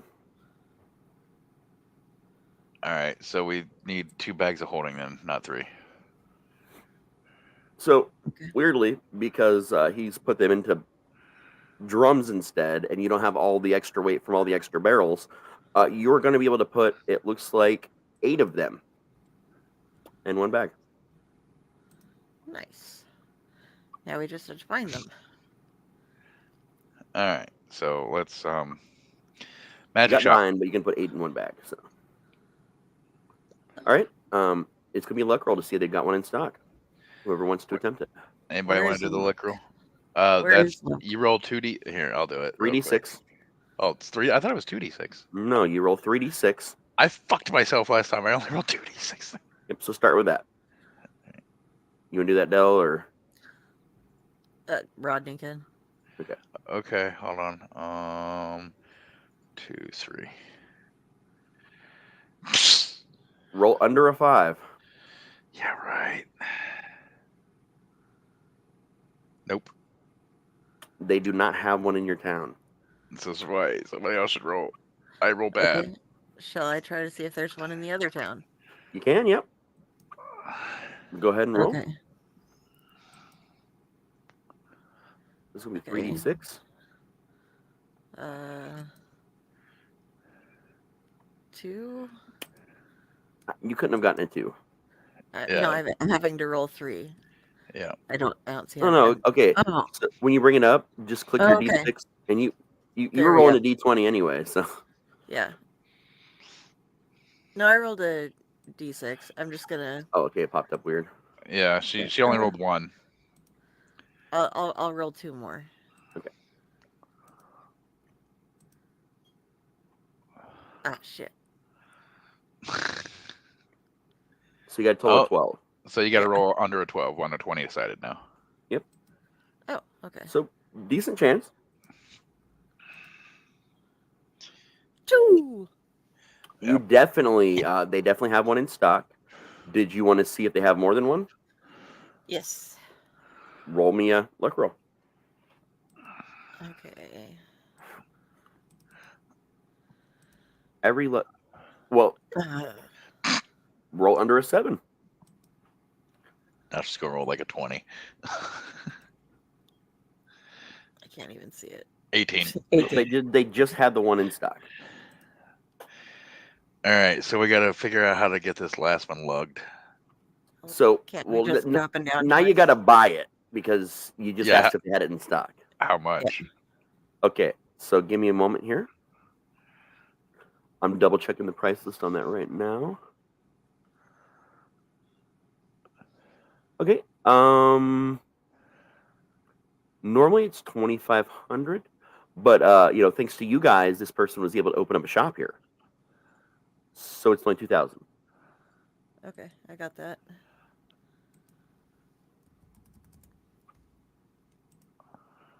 I will buy that, and I will not store it within my haversack.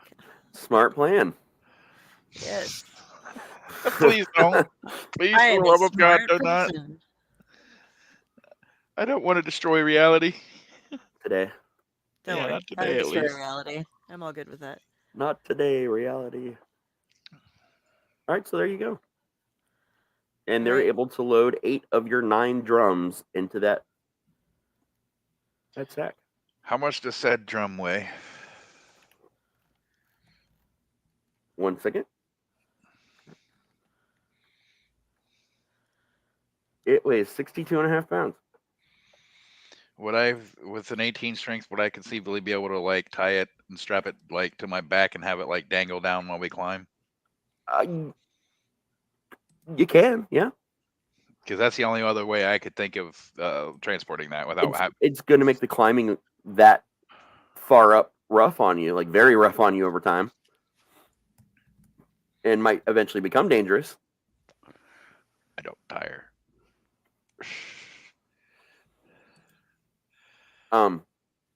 Giant leans over to Matt and goes, "You know I can carry that, right? Like, I can just put it on my shoulder, climb up this thing one-handed. You know what? I was thinking that the whole time, but You want to just see how long it's going to take them to figure this out and to ask? Because if you guys are going back, I mean, if it's cool, I might as well just go back with you. I can at least tell people how cool you were and like that, you didn't start the attack and whatnot. 'Cause technically, we weren't even supposed to attack you guys. We were just supposed to see what was going on and come back. So I'm just That saying. is Maybe true. I can, Yeah, we'll wait to see how long it takes for them to realize. Okay, yeah, I'm cool with that. I'm climbing up. And I'm assuming you're not dictating all of this to everyone. No. Okay. So Jenny has been patiently waiting, and she's going to your local weed store that you guys own to talk to them about the marijuanas. I walk in and I look around for the person in charge. I forgot his name. You guys have not named him yet, or her. Okay. I'll leave it up to you guys. Okay. Anything you would like. The Squirrel Princess. We want the Squirrel Princess to work at our shop. How can Okay. I assist you? I look up and I say, "Hi, my buddy. I have a problem. Can you please help?" How can I assist you? We have to go see some giants, and I was wondering if we could do something with the wonderful weed you have, and a mix of something lovely and herby like chamomile lavender to help with the sedation process. Yeah. I mean, no giants. They smoke a lot of weed, man. I know. I need a bit to get started, so a bit for I'm them. gonna need like 500 gold for that. Just gonna Okay. pay everything we got and then a little bit more, and then we'll have to restock. Okay. Let's see. I give her the 500. Okay. And I guess just start, having the guys come get it and load it, whatever you're gonna do. okay. Thank you, lovely lady. No problem. Okay. All right. I go back and find them. I mean, everybody's standing out in front of the bar trying to figure shit out, so easy to find. Okay. I go back to the bar and say, "Hey, buddies, I have paid for it, but we need to go get it. Have you figured out how we're taking it?" We can stick it in my bag. Yes, she can put it in small enough packages to just all go in your bag easily. Yes.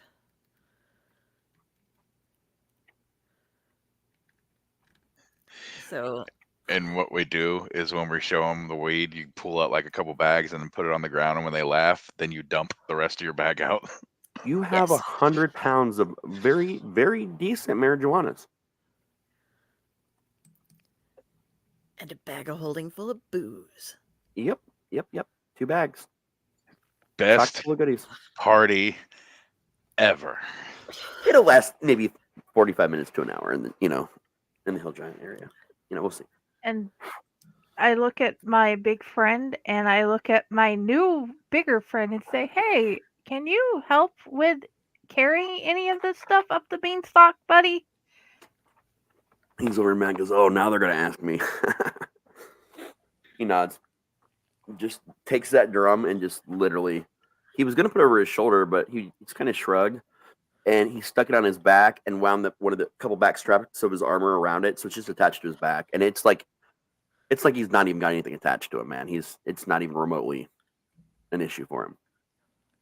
I hug the closest part of him I can get to and say, He "Thank you, big buddy." Leans down very far and gently taps your head with a finger.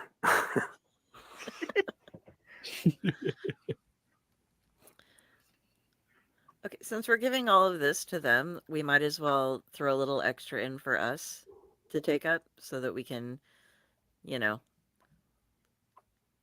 have a drink with them. Because we don't want to give them something and be like, "Hey, could you share that, by the way?" What are you going to put it in? I'm assuming enough for us that one of us can carry it. Prison pocket.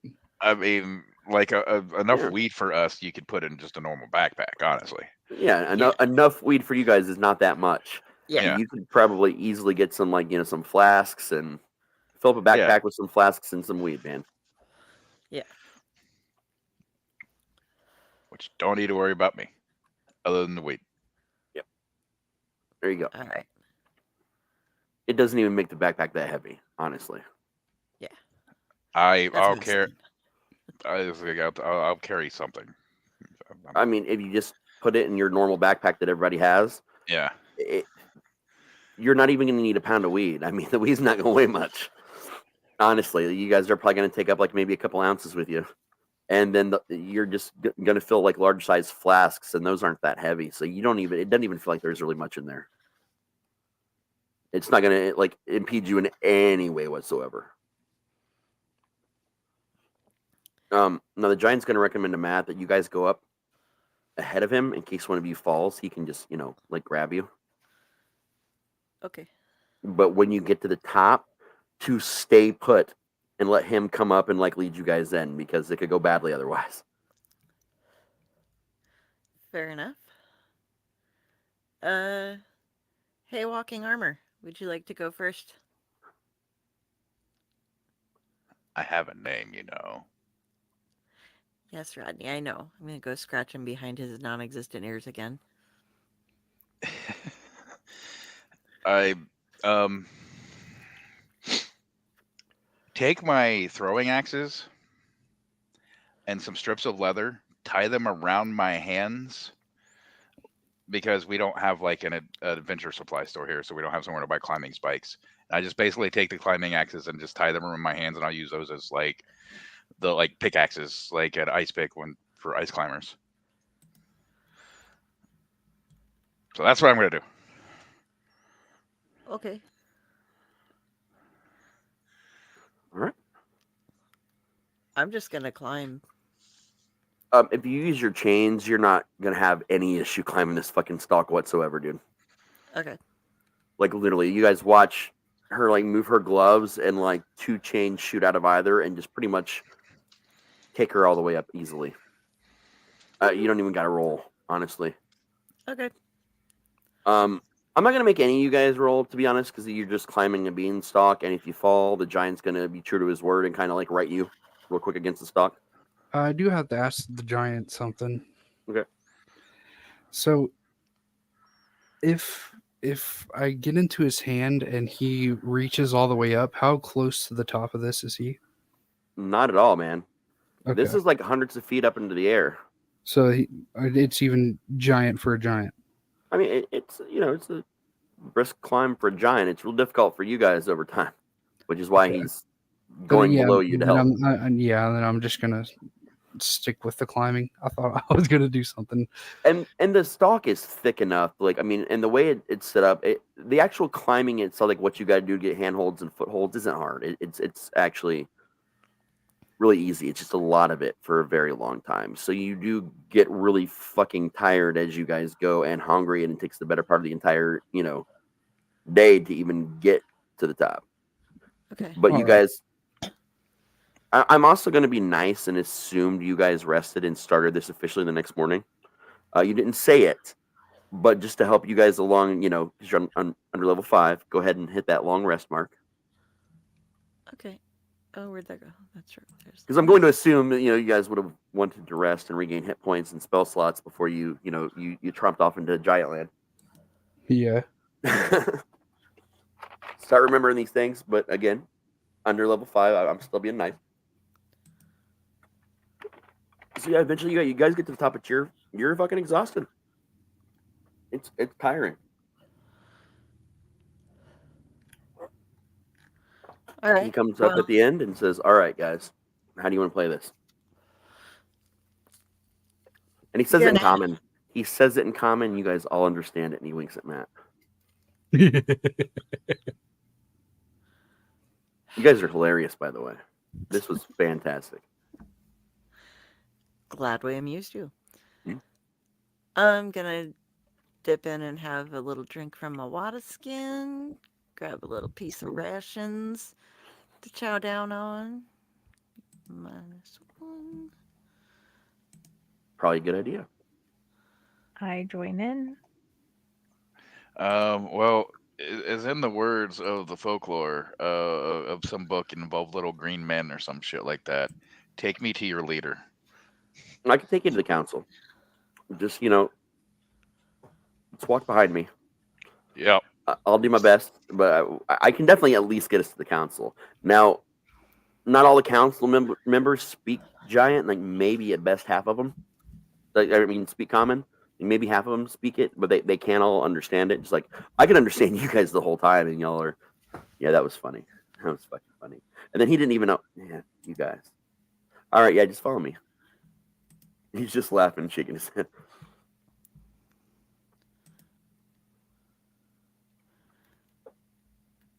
Okay. So you guys come up, and obviously, a very poor village. I mean, enormous because it's made for hill giants. But there's a lot of rolling hills, and it's weird because you thought there'd be cloud giants here because you guys kind of went up into the clouds, but no, it's just hill giant. Poor town hill giants. You guys are walking around, and people are just kind of nodding, like, "Hey, how's it going, Growth? Like, how you been?" He's like, "Oh, hey, yeah, we're good, guys. Just don't worry about us. Just taking these guys to the council. I got this handled." It seems like he's a fairly popular guy in town. Like, most people stop and at least nod or wave or talk to him, but he's like, sorry guys, no time to talk. I'm on a mission. And you guys make it to this. What to you guys is like 10 times the size where you guys live. 10 times that size. In all dimensions. It's enormous. And you get inside and it's all just one giant room. One giant hut. Basically. And there's 12 people sitting in it. Everybody gets up, they shake Groff's hand, and Groff sits in the 13th seat. I knew it. Oh.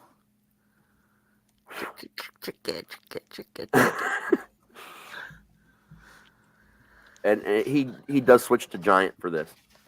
My councilman, ladies and gentlemen, there are some female giants here. I've assessed the threat. It's not one, to be honest with you, but it was a lot of fun. The adventure was fantastic. So these guys. Oh, and by the way, that one that one actually speaks giant, so he can totally understand what we're saying right now. Just so you know, but he seems to be okay if you make fun of everyone else. So it's all right. They're not gonna know anyway, right, buddy? And he plays over Matt. Depends on what you say. Okay, fair enough. Well, let me just start by saying, I watched this man over here body slam. I mean, he physically picked up Gloth and just body slammed him over his knee and broke his spine. I have given him the wrestling title of the Giant Slayer because, guys, and you see murmurs, like people are just like looking in disbelief at you, Matt. Like just like, and he's like, trust me, it's true. You guys know that I'm the most honest amongst us, and they're all like, yeah, not they kind of nod. He's legend. This guy's a legend. Again, they were very nice to me. That little one over there had a blunt specially made for me with some lavender. It was lovely, and got me stoned. That one over there got me drunk, and I was gonna stay in town, hang out for a couple days. I gave him this whole story about how we were gonna send people to come down and crush them, which I know that was our plan, but we need to chill because they've got some fantastic gifts, and I'm gonna let my buddy over here take over to explain what these gifts are, and they're gonna display it, and then we can convene the council. Is everybody good with that? And everybody just kind of nods, looks over at you, man, and says, "All right, buddy, it's your show." Translation. Well, people of the council, I come here as the mayor of the town that accidentally brought a vine or stalk or whatever the fuck that thing is. It was a complete magic mishap, which from somebody that is not here right now, honestly, and it was not meant as an act of war in the front. To show our apologies for doing such, I open up the bag and like start pulling out the barrels The and drums, the drums, and Delphine, if you I could. Yes, I shall empty the haversack of some weed. And of course, Growth actually removes the drum that he's got on his own back. Hmm. So, he adds that to the pile. Actually, he keeps Yeah. that one for himself. The rest, he didn't care about the others. This is a gift as apology and hopefully to foster good relations between your and my communities.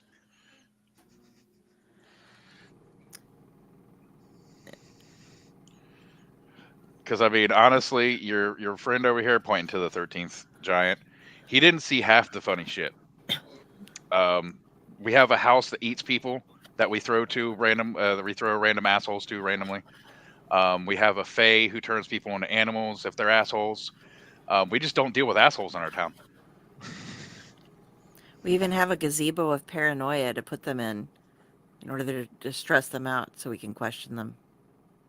We're all kind of nodding because, like I said, Matt already said he's going to translate for the Yeah. ones that don't speak. So, Oh. all right. Growth, stands up and he says, "Brothers and sisters, they have pleaded their case. If you guys don't mind, just walking right out the hut, you'll be completely safe. Just there's some benches out there. Just relax for a few minutes. We need to convene our council." Okay. I give a small bow and make my way out. Sounds good. Following Mr. Mayor Rodney. All right. No, they're not quiet. They're fucking giants, and they don't give a shit. So Matt, you'll be able to pick up on like pieces of what they're saying. At one point in time, you hear, "Trust me, these guys are morons." From Growth, like you hear that. Okay. You hear a female voice saying, "How did they accidentally?" Like I said, they're not the brightest, but they're very nice, very nice.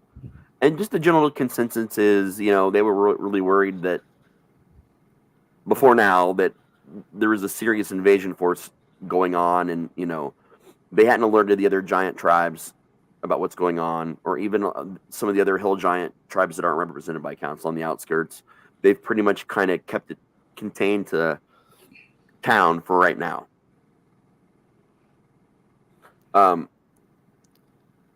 little while later, you guys are probably out there for only like 15, 20 minutes. Griff comes down and says, "Okay, you guys can come inside." Okay. All right. Now, you guys spoke at your village about a trade deal of some sort. I mean, we're always open to trade with other communities. We'd be open to hearing about what you have to trade. Well, you see two of our products here. Of course.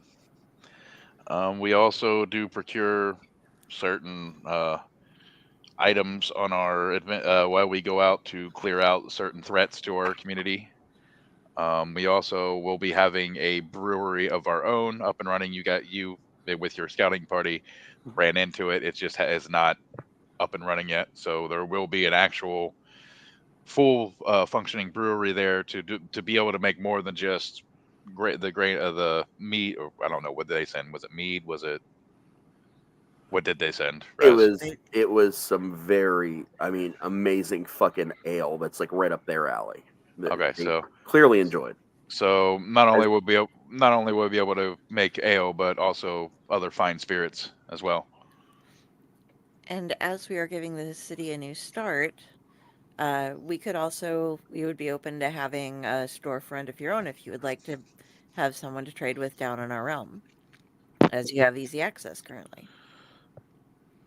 We'll tell you what, because we kind of talked about this already. If you guys agree to just supply our tavern, we would be okay with that from your end. And he's again speaking common right now, so you can understand him. We can do that. We can Just work one. We're patient. We don't mind waiting until it's going. That's fine with us. What kind of things do you guys need? Honestly, right now, hold on. Let me look out of character. Let me look at my sheet. Notes.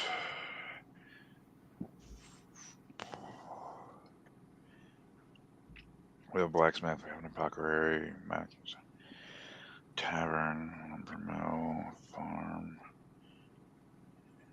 You guys actually have 2 farms now. You have a wild turkey farm and a vegetable farm. Yeah, Nico's dire turkey farm with fireworkers. Yep. 5 workers. Non-denominational church, leather worker.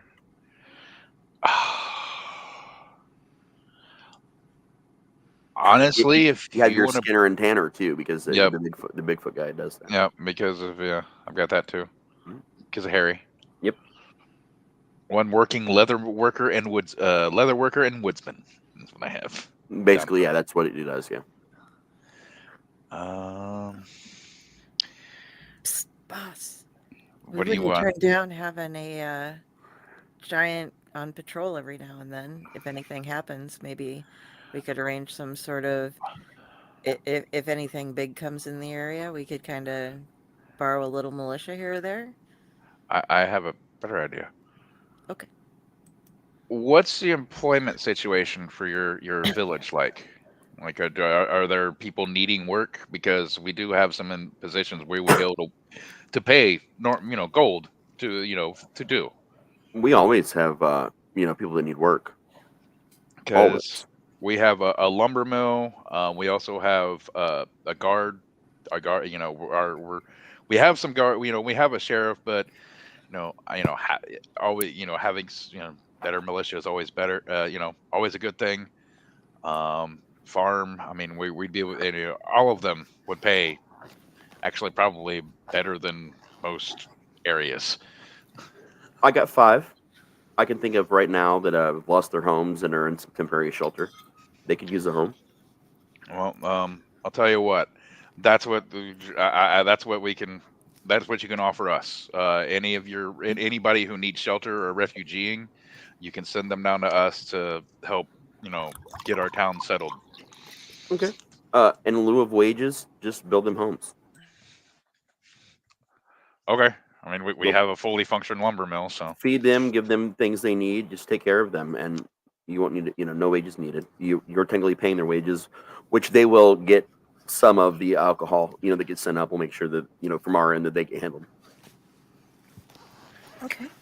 Our only request is that you also agree to fulfill one favor to us in a time of need. If it is within our means, yes. We would not ask you for something that would be out of your means. I don't have an issue. Do you guys? Nope. I'm good with it. All right. We're in agreement. We will send a crew down to build their homes for them. All right. No offense to you guys, but we know how to build homes for our kind rather quickly. That makes sense. Uh-huh. All right. Well, I mean, he goes to shake hands. He looks at Matt and he makes a fist instead and holds his fist down. I give him a fist bump. I'll expect you at the local wrestling tournament. I'll let you know. And out comes a storm giant. No, it's Hill Giants only. It's they have their own federations. Okay, I was gonna say, Hill Giants probably worn the belt for the last 50 years. The Storm Giants probably wore the belt for the last 50 years. It's HGW, Hill Giant Wrestling.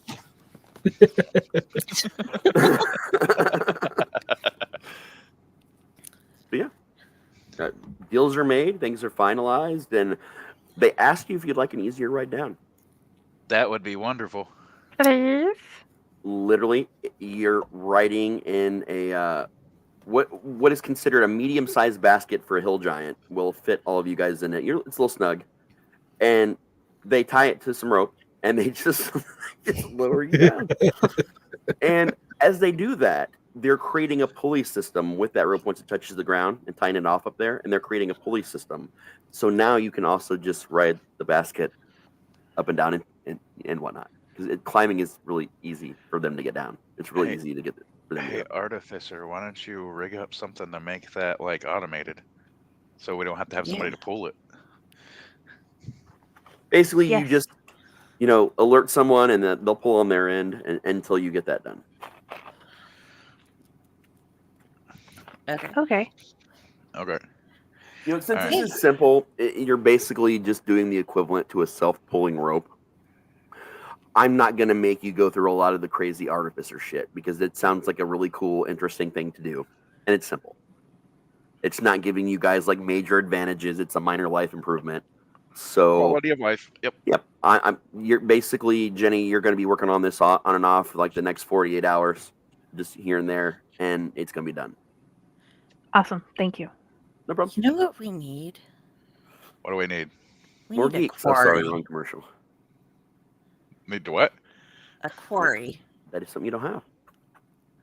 If there's anything nearby. I mean, but we would. That's something that's naturally occurring. We would have to find that. Mm-hmm.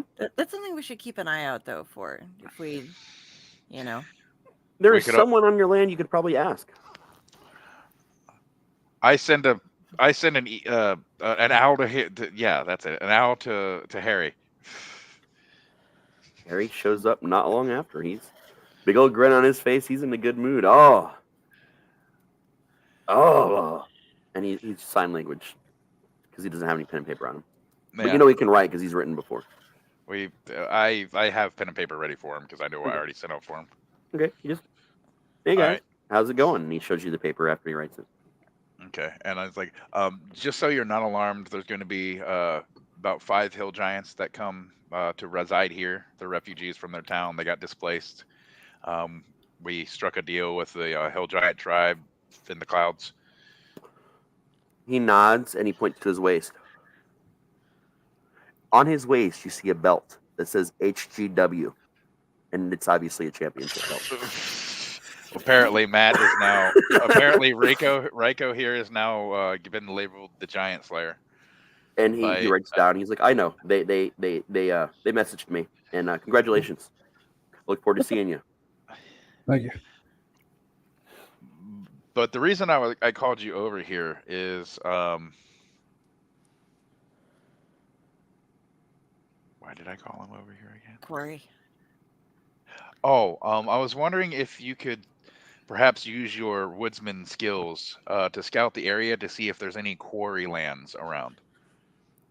He writes, you guys have a mine. We do? What kind of mine? I don't know, but it's full of weird shit, and I'm not going down there. Oh, looks like we know where we're going next. The weird shit mine. Weird shit mine. Weird shit mine. It's got a ring to it. I say it's named. Well, if you're not doing anything now, Harry, you're more than welcome to join us for the drink in the bar. We're about to head in there now.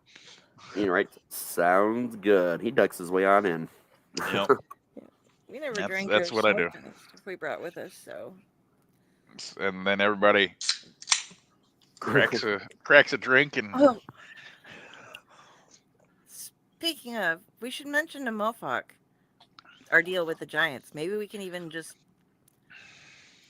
have some sort of exchange like this with the vulgar unicorn, so we don't have to ship things up and down as often. I mean, I could see if he wants to maybe talk to them as well, but I mean, this is. Yeah, I know we don't represent him, but yeah. So yeah. All you gotta do is go back and use that magic weird box on the wall. Hey, Mofok. It takes him a couple minutes, but you hear it. Yeah, what's up, man? So we just made a deal with apparently a tribe of hill giants to supply their tavern with our distillery. Do you want maybe to send a representative up there to talk to them, see if maybe you can also get something going on? Oh yeah, no, I know those guys. Good guys. Okay. Yeah, I'm the premier beverage associate or whatever they call me for their wrestling federation. Oh. Yeah, I supply the drinks for the How events. come everybody knows these fuckers but us? I mean, they're kind of almost neighbors in a weird realm sense of things, but. Well, now we have an elevator straight to their. Oh shit! Well, that makes things more efficient. Yeah. Good to know. So yeah, if you ever need to ship something up there, if we got an elevator over here, just let us know. Oh yeah, I'll definitely do that. I'll definitely let you guys know. But I'll make a note of the deal you guys made. That's probably a pretty good idea, man. I mean, it sounds like a good idea for both sides of things. Good job. I'll note that in the books. All right. Right on. I'm gonna approach Patrick. Hey, Patrick, do you know anything about this weird shit mine? Yeah. What do you want to know? Well, A, what was it initially set up to mine? And B, what happened to it so that it became uninhabitable. Full of weird shit. Yeah. I mean, a lot of stone, precious metals. I heard rumors of diamond a long time ago. One guy, I swear, they found a platinum vein at one point. What happened to it? Weird shit. How recently was the weird shit? Like 10 years ago. That's when we boarded it up and stopped using it, man. Like there was creatures and things that I never saw any of it, but supposedly there was like weird shit coming out of it. They'd hear weird, crazy sounds at night of something screaming inside. They, things were attacking people on the edges of the land. It's over on the north side, by the way. All right. Well, tonight we celebrate our newfound whatever that is, and tomorrow we can go tackle the mines. The Giant Alliance. Yeah, that thing. There go my hands.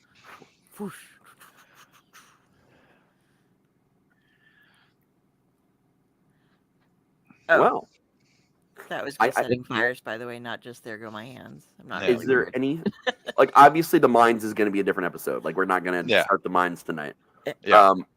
Is there anything else you guys wanted to do just in general? Actually, there is something. Jenny's character finally remembers that she was interested in this deck of cards they found and wanted to find out if it was magic or not. Oh, Rodney hadn't seen him before. Oh, yeah, Rodney didn't even see the deck. This was on one of the giants. Oh dear God, no! I didn't touch them. Oh no! My parents told me enough Hold on. to not touch these, but they look like Groucho Marx. Well, no, we don't know who Groucho Marx is, but yeah. If you guys ever heard that cat that goes no, that's what I'm sounding like right now. No.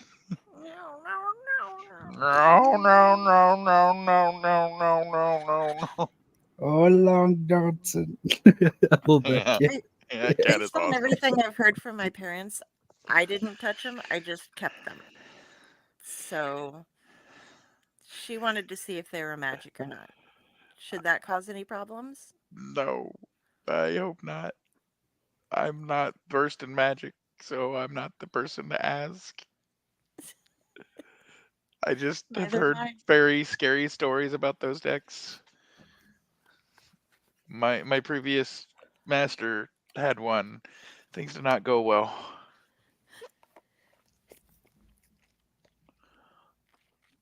It is magic, by the way. So I. No. Yeah, I had to cast it. Yeah, it's definitely magic.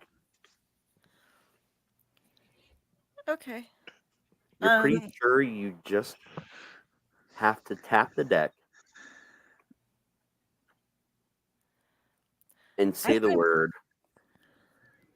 blatherskite. I'm going to close up the box Blathering. and say we aren't going to play with them. Blathering. And Jenny, you hear a voice in your head. Oh God. No. How are you today?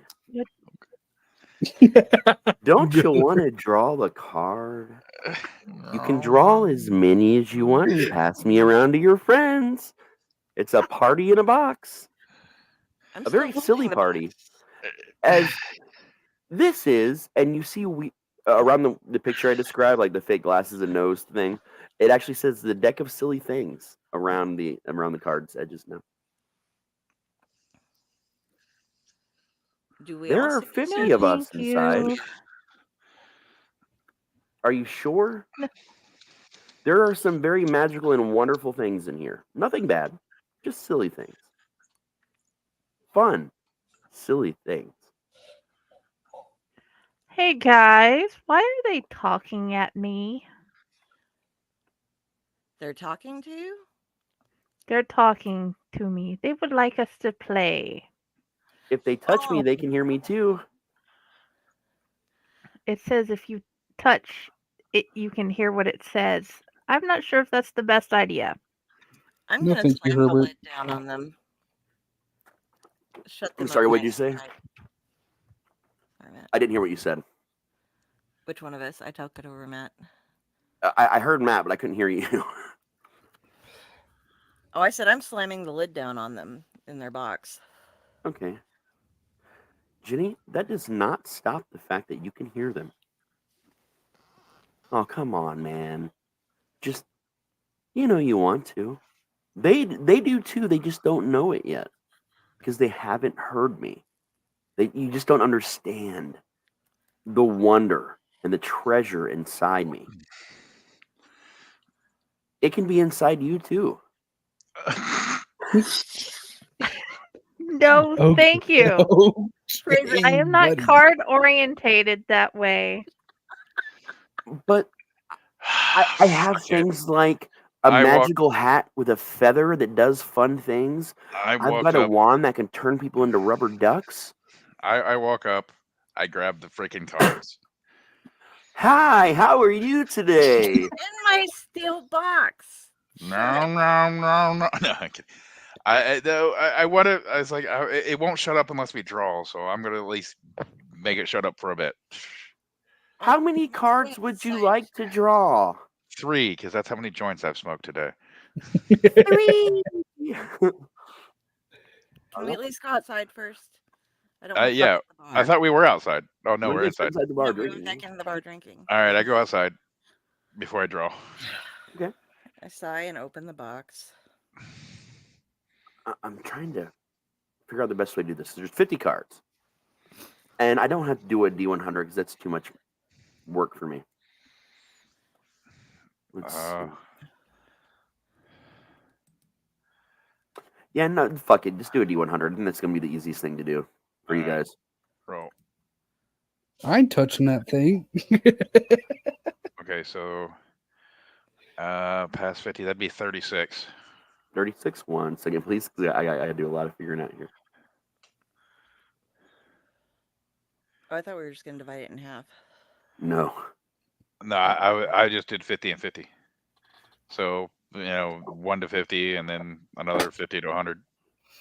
Gotcha. What was it again? 36. The first item, the card you get, says the seal of approval, and it's a picture of a seal in a bow tie. Just write like in your notes, like if I give you items and stuff, because we're gonna have to do what the card says.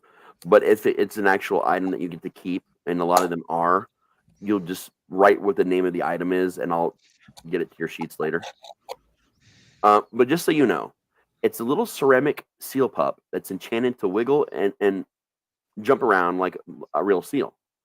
But behind its giant eyes is a keen intellect. Once per day, the seal of approval can give you advantage on an insight check. If you ask the question aloud, it can be answered with a yes or no.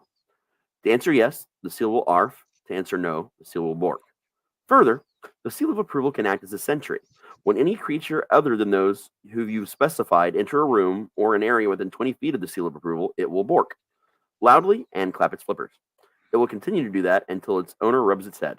The seal of approval can also be aligned to guard over a letter or a small box. It works in all locations, but becomes very uncomfortable around clubs. So just write seal of it's approval. an item, so just write the seal of approval. My fucking Baja Blast almost went all over my screen. Add custom item. Seal. Oh, damn it. Sadly, you guys can no longer find the deck of silly things on the DM's Guild because it's been completely removed from everywhere. I just happen to have an old ass copy of it sitting around. So. I've got it. I actually have a copy of it too. I can send the website link if you want it. I mean, I've got a copy on this computer and a copy of my Google Drive of this because I found this years ago and I fell in love with it. All right, so your second roll. All right, hold on.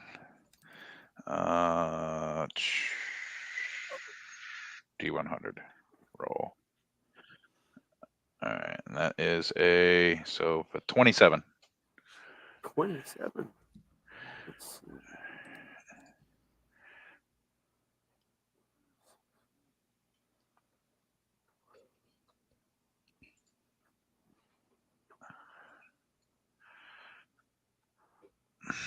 Oh my God, it's hilarious. It is the Cloak of Bigfoot. Woven from the hair of the most elusive and reclusive folk heroes, this cloak was previously worn by the universe's champion hide-and-go-seek player. While you wear the Cloak of Bigfoot, it is near impossible for anyone to see you, and you have advantage on any stealth check made while you're moving. It definitely does not make you a furry. The longer you wear this cloak, the more you'll hear about a mysterious stranger romping through the areas you visited. Onlookers will see you only as a blurry shape, and the local Painters Guild will never be able to fully capture the delicate intricacies of your luscious fur, your neat cloak. While you wear the Cloak of Bigfoot, one of your feet swells to twice its size, and your kicks deal double damage. Unfortunately, you do leave behind large footprints, which gives advantage to anyone tracking you through soft terrain such as dirt, sand, or mud. I must reiterate that wearing the Cloak of Bigfoot doesn't make me, the wearer, a furry. And they absolutely don't have a foot thing either. Good day. Now, you guys can trade these items, obviously, and things with each other if you want to later on the road. Yeah, because I'm not taking Giuseppe off. Right. I'm just saying, you guys, they're your items. They belong to you. You can trade them. It's fine. Yeah. All right, and then last row. Mm-hmm. All right, this one is 6. 2, 4, 6. Gloves of the Mime. Description. As the wearer slips on these gloves, they gain the ability to conjure forth an invisible item from the dimension of mimes once per day. These invisible items remain in place until any of the following happens. The magic is dispelled, the wearer's concentration is broken, the wearer ceases to touch the invisible items with the gloves, or the wearer speaks. Here are the items you can conjure. The box. A 5-foot by 5-foot box appears in an area of your choosing. You may form the box around yourself or around others. 2. The wall. An invisible wall with a maximum area of 10 feet wide and 10 feet tall appears in front of you. If the space is not big enough, the wall extends as far as it can go and then stops. 3 is the ladder. A 30-foot invisible ladder appears in your hands. 4 is the rope. An endless rope that holds firm between 2 locations of your choosing, even if there aren't 2 easy points of tethering. Okay. I was hoping I got the horn. I was hoping for the Horn Leroy, but okay. Damn Yeah, it. that Horn Leroy is a fun one. I'm sorry, I forgot to mute my angry typing. It's okay. I thought I did. Question on that for out of character. Mm-hmm. Can you conjure the box around something smaller than it? Yes. Yay. So it's All right. combat mime glove. It can be. It can be, yes. All right. Who would like to draw next?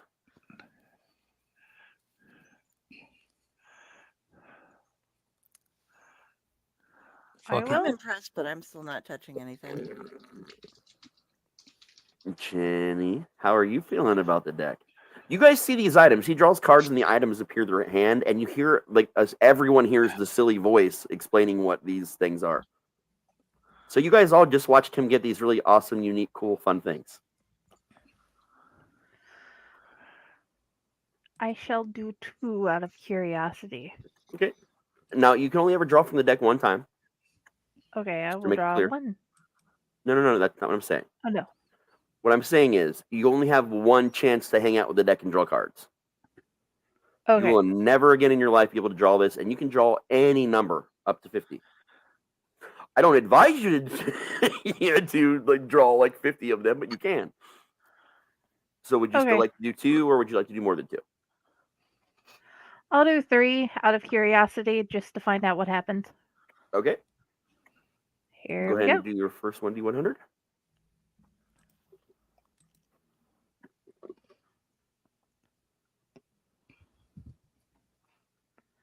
Uh, 7. 7.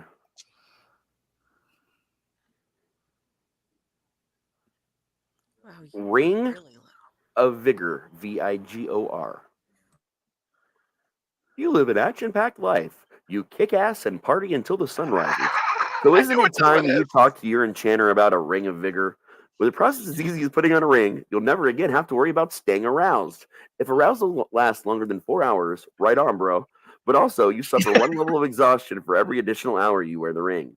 Side effects may include headache, diarrhea, upset stomach, dizziness, heartburn, runny or stuffy nose, desire to summon demons, nosebleeds, difficulty falling or staying asleep, reptile regurgitation, numbness or tingling in the hands, arms, feet, or legs, muscle pain or back pain, sensitivity to light, spontaneous combustion, irregular heartbeat, shortness of breath, swelling in your hands, ankles, or feet, ringing in your ears, or sudden hearing loss.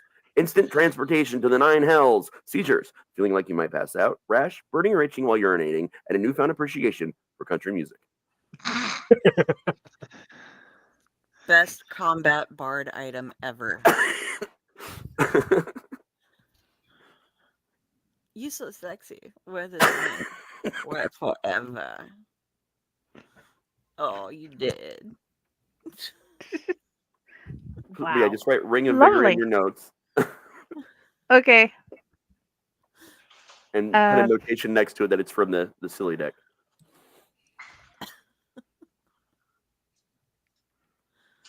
I'm basically just going to give you guys copies of this deck so that you can look up your cards too at some point. Okay. I appreciate that. No problem. Okay. Next roll. 96. So 46. So, yeah, 46. Yep, 46. Give me a second. It's going to be easier if I just go from the bottom up on this one.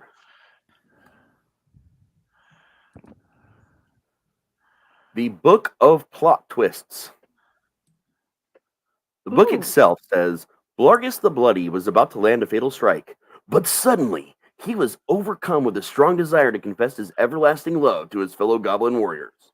Description. The Book of Plot Twists was built by the Knight of M. Shyamalan and may be used once a day to drastically alter the behavior of a susceptible creature. You must know the creature's name, and you must be able to see them. As an action, you can use the Book of Plot Twists and write what is happening, followed by, but suddenly, and your plot twist. The target then must succeed on a wisdom saving throw of 15 or be compelled to follow through with a twist as an action for their next turn.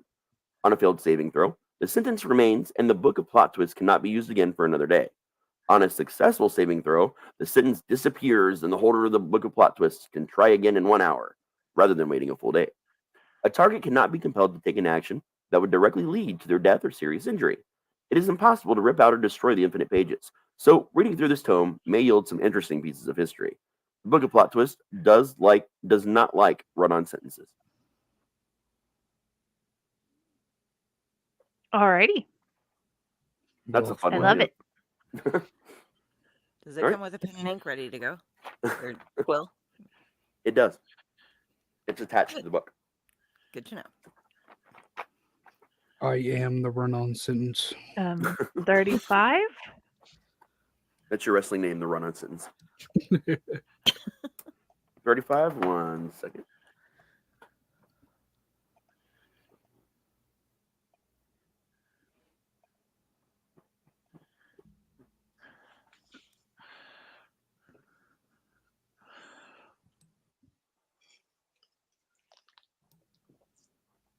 What was that again?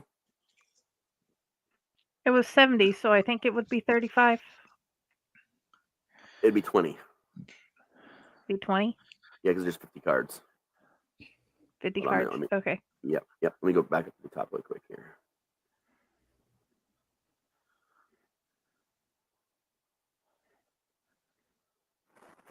The beads of the goose. Every day you wear the beads of goose, the next morning you, my friend, will poop an egg. When this happens, there's a 5% chance you will poop an egg made of solid gold and worth roughly 100 gold pieces. In the morning, roll a d20. A 20 means that egg is gold. If the egg isn't gold, it's still safe to eat, although it did come out of your butt. Also, the yolks match your skin color. While wearing the beads of goose, you gain the ability to converse with geese, though you still cannot communicate with other infernal creatures unless you know that language. Succeeding on an animal handling check of 18 may compel a gaggle of geese to fight alongside you, but be aware their innate chaotic evil tendencies. Wow. That is badass, dude. It's funny that you got the beads of goose, though, or you can maybe poop a golden egg on a quest where that involves a giant beanstalk. Yes. That's epic. Canadian geese. They will attack you. Are you looking to draw from this deck here, Matt? In the wise words of Booker T, 5 time. Oh, a 5-card draw. All right, buddy. Again, make a note on your character sheet in the notes section that just says like silly deck or a deck of silly things or abbreviate it. That way we know it came from here. It's easier to look up that way for later. Sure. Sounds good. And make me your first of 5 rolls. D100. Yep.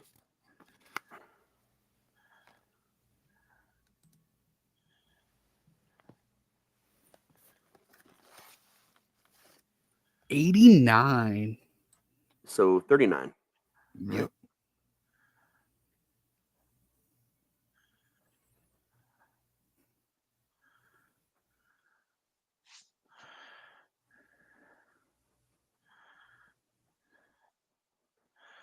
Sponges of growth. Let me know when you got it written down. Sponges of growth. Yep.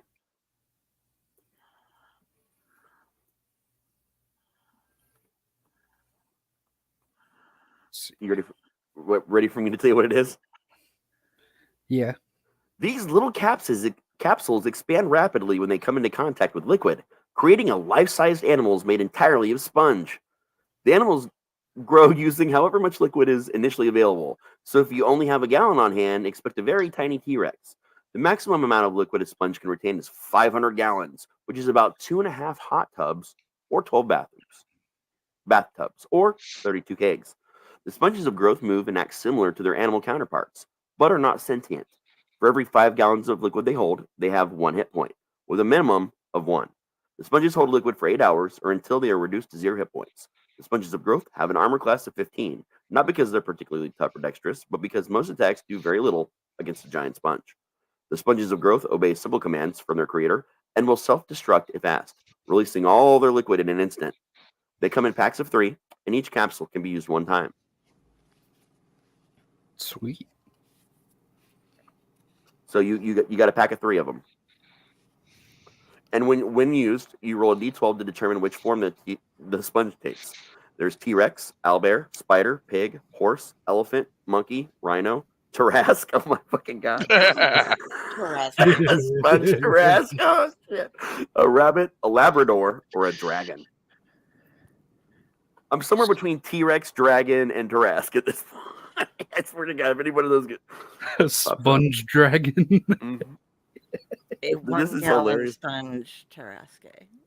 And imagine if you actually put 500, like, just throw it in the fucking river. Yeah, You like know what I what, mean? what if we're fighting in the ocean? Oh, then you're going to have something that soaks up the whole 500 gallons. That's fucking hilarious. All right, your second roll. And it would be very salty. It would be. Let's see. That's one of the items I'll let duplicate if someone else rolls it, or if you roll it again, I'll let you get a duplicate of that. But there's not a lot of the ones in here that we can do duplicates of. It's unique. 24.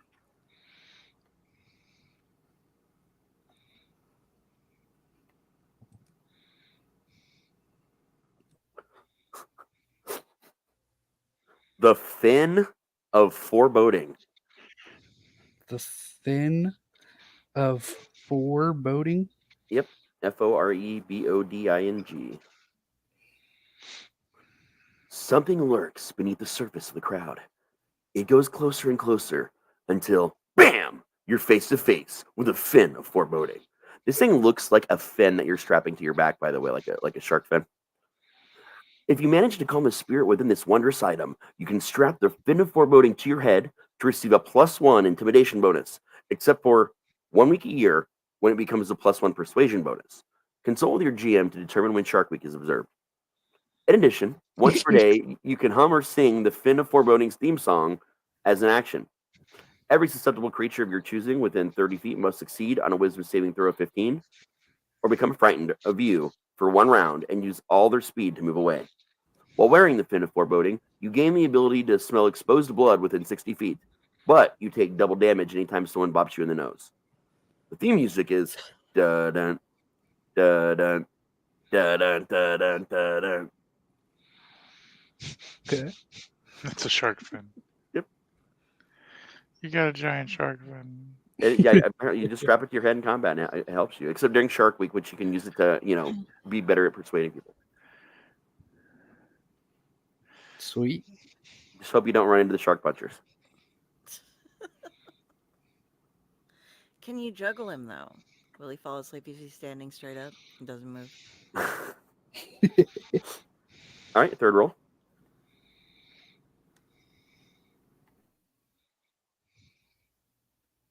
$19.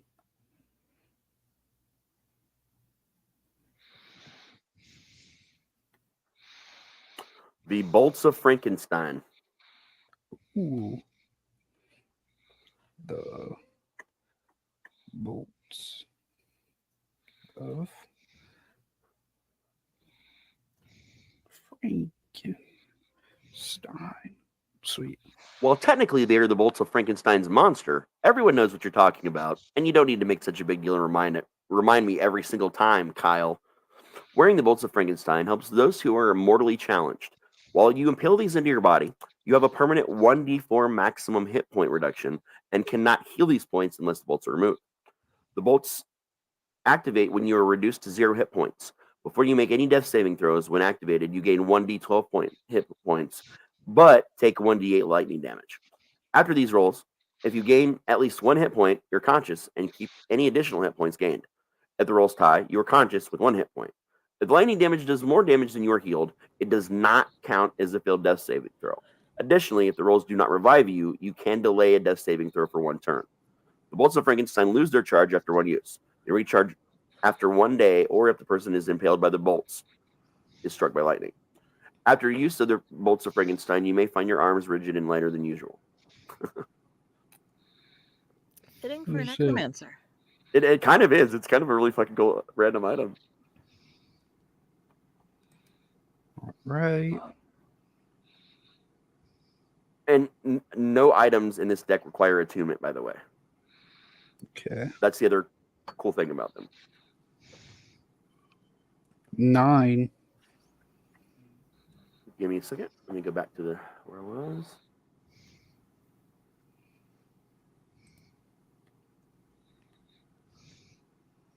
You got boots made for walking.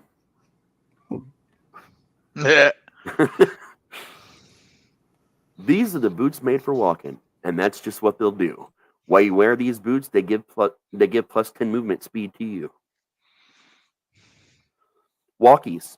Once per day, you can double your speed for 1 minute by asking the boots if they want to go for a walk or walkies. Upon hearing the word walkies, the laces of the boots will excitedly start to wag. Those with the ability to communicate with clothing will hear the thoughts of the boots in all capital letters. The boots made for walking would really like for you to use all your movement every turn. It would be their favorite thing. The boots made for walking are a big responsibility. If you do not walk them enough every day, they will stay up pacing all night long. If your remedy is to wear the boots at night, you may wake up and discover you've slept walk far away from your place of rest. Okay. I mean, honestly, getting the plus 10 to your movement speed is really fucking cool.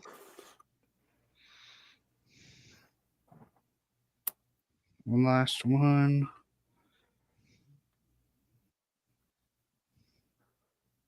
$16. Going in this direction now. Holy shit. You, my friend, now have the pants of parachute.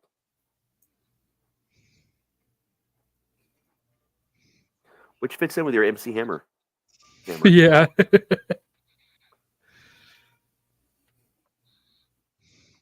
Sweet. The most triumphant piece of clothing lets you fall with style. The wearer of the pants of parachute may, while falling, pull a ripcord that releases a parachute from its secure storage in the buttocks area. Upon pulling the ripcord, the parachute releases and slows the wearer's descent to 60 feet per round. When they land, the wearer takes no damage from falling. Once deployed, the wearer must spend 5 minutes stuffing the parachute back into the non-dimensional pouch located at the buttocks before the pants of parachute may be used again. The pants of parachute hold the weight of the wearer, any gear they held before falling, and an extra 200 pounds, just in case. Any additional weight will cause the pants to rip. If ripped, the pants will still slow the fall one final time. However, all those clinging to the pants take 1d4 bludgeoning damage per 20 feet fallen, and every creature nearby can see the undercarriage of the wearer as they hang limply in the air. Upon landing, the pants are destroyed. No item other than parachute may be packed into the non-dimensional buttocks pouch. If other items are packed in there, the pants of parachute will transport the items to the nearest open crevasse. Okay. So if you want to jump off a cliff, you can, and you can bring a friend.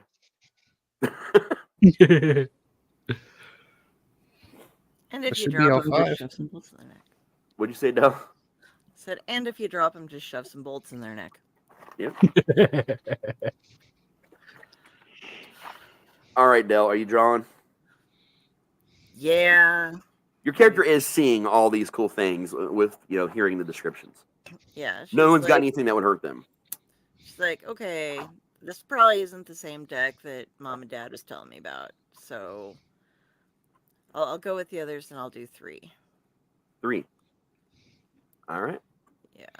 So first one is a 10.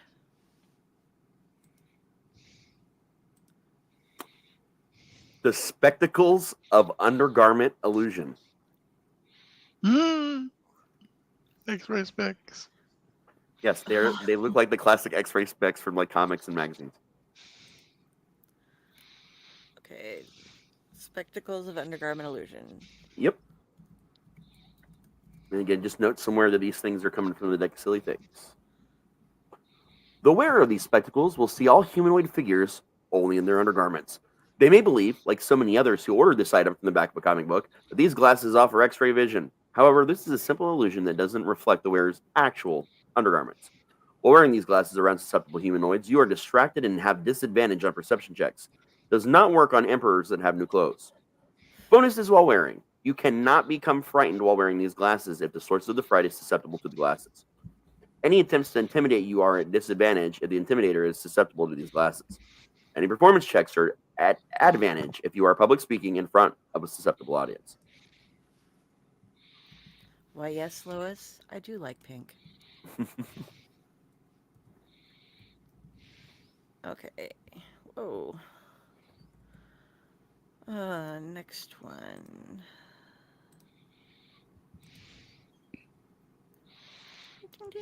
43.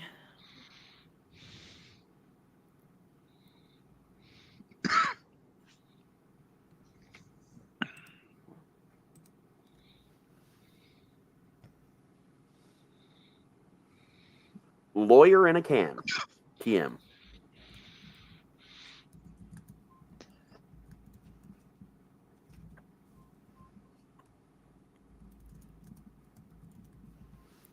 Okay.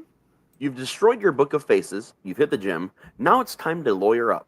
Cracking open the Lawyer in a Can, TM, opens a portal to Dimension Squiggly Boggles, which holds the most serious and efficient lawyers in the multiverse.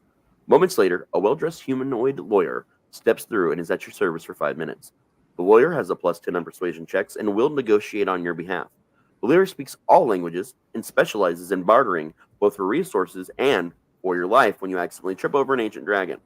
Please know that Lawyer in a Can TM does not actually emerge from the can. It is simply a safe method of portaling, and your money will not be refunded because you wanted a teeny can-sized lawyer. As the Lawyer in a Can disappears, it slips you its business card with its private incantation line. While you possess the incantation, you can summon them forth for future negotiations at 1,000 gold a minute. Please recycle this can after use. Okay. So it's one free use, but you can permanently pay gold to have it show up anytime after that. Got it. Okay, and my last roll. Ding, ding. 1. Oh, 1. Let's see. And an actual nat 1. I got to do a lot of scrolling.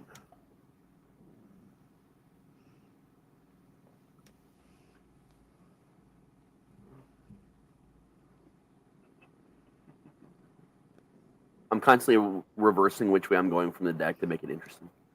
Oh my god, you got the Armor of Plot. It is one of the other author's items. That's funny. There's also a pot of casting in here, which is hilarious to me. Armor of Plot. Fall off a cliff, submerged in lava, find yourself between a mama owlbear and her cub. Nothing to worry about since you're protected by the Armor of Plot. When player death is about to happen, the Armor of Plot activates to reshape the events that just happened so the player did not die.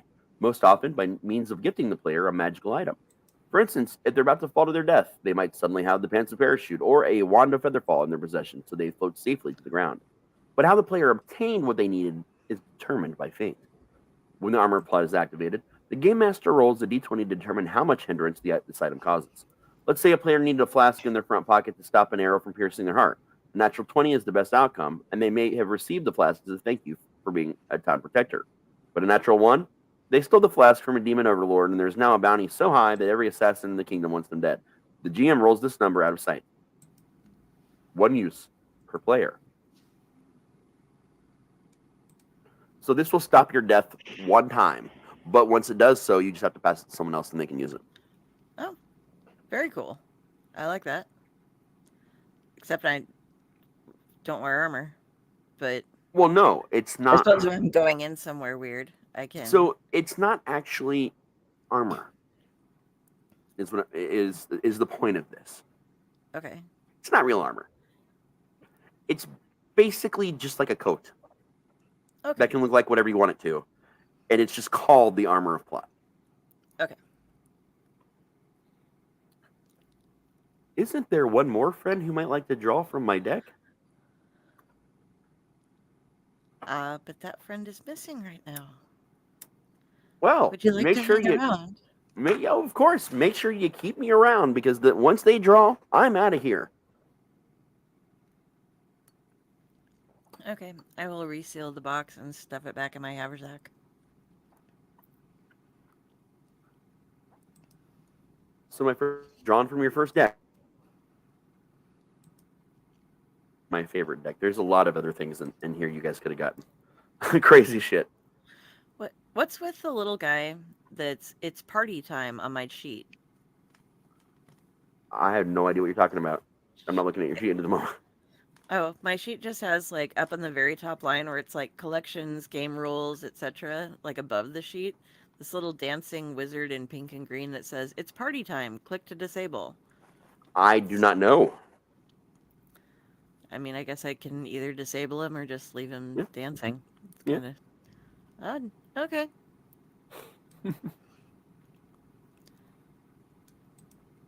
Give me a moment. I'm going to figure out what y'all get for experience. And we'll do our normal wrap up.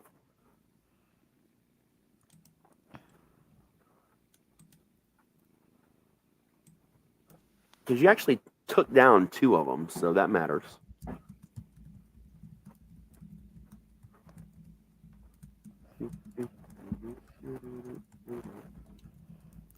Oh, I'm taking back my bag of holding too. That's fine.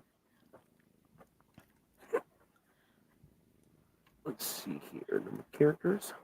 There were 4 today. Average character level is 2, if I remember correctly. Mm-hmm. Same because of the XP. That.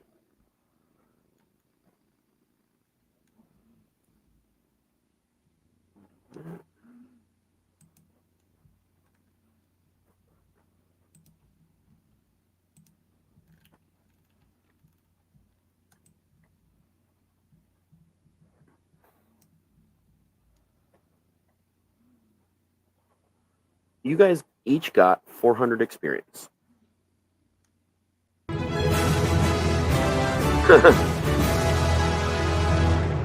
You some level ups, I take it?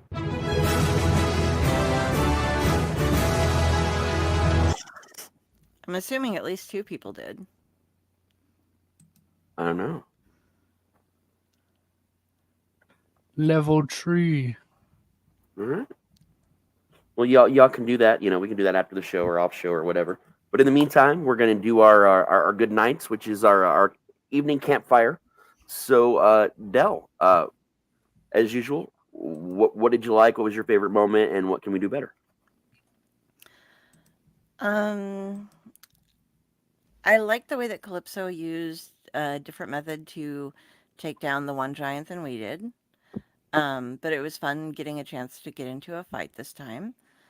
I really enjoy how Rodney has taken a very strong lead for the party. We definitely don't have to wonder who's in charge of everything, but he's not a dick about it. So that's pretty cool. Um, and meeting the giants and having fun and knowing that we're kind of morons, I guess. Uh, I mean, it's apt. We're noobs, or at least I am. So, in my as far as my character goes, so it's like, okay, yeah, I can do that.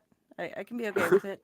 And I love how we're building up this town. It's something that's really fun, and it offers us all these different opportunities. We have the bar with the adventure stuff if we don't find enough things to do to just make our town set up. And the way that we're doing things by talking to the giants and what's for trade. Oh, we're gonna look for workers. We want to make this a nice, friendly settlement, and I think we have a good-hearted party going forward. I don't know. That's something that I really enjoy. Our camaraderie and our goals so far, at least from my character's perspective.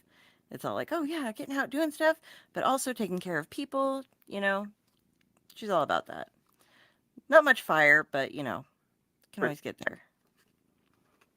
And finally, what can we do better? I can better learn my character sheet and some of the roles and things. That's one of my things where I get stuck a little bit looking through, and that's just stuff that it'll come in time. It's just getting used to a new setup and system. Yeah. But yeah, I think overall we're doing pretty balanced. You're a generous DM, but not to the point of silliness. Well, Except for okay, today. that was a bad way to refer to it. Except for But today.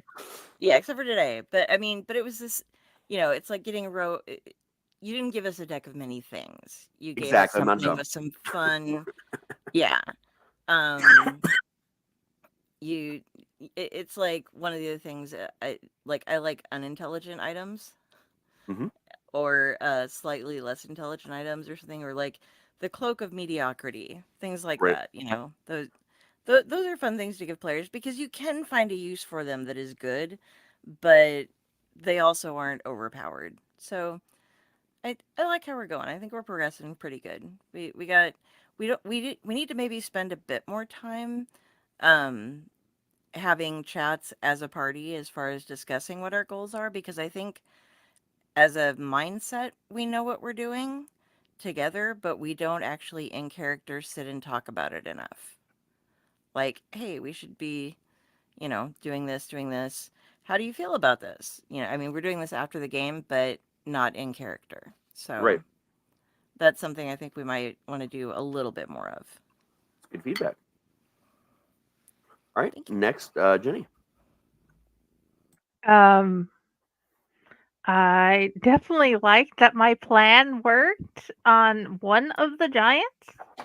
That was one of those, hey, I wonder what this will do. And ta-da! Surprisingly, the one that I probably needed it to work on most, it worked on. I enjoyed the different ways we went at it. I still suck at the attacking with the spoon, apparently. You hit sometime. You hit today. Yes. I agree with Dell that we should try to talk more and actually talk out some things of what we should do next in different areas before we go in and thwack things with any object. And yeah. Okay. I enjoyed it. Cool. Matt, you're up next.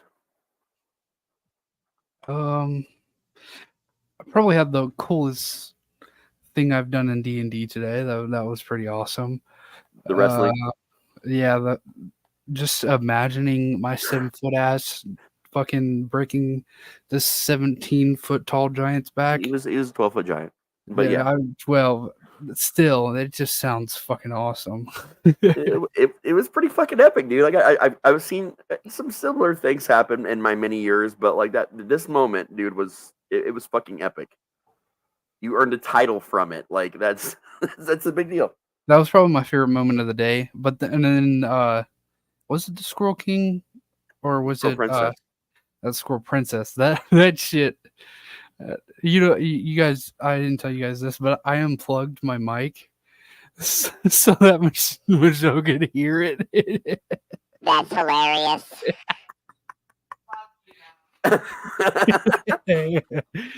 But yeah, I mean, I'm still kind of shy on the talking during podcast things. That's a personal issue of mine.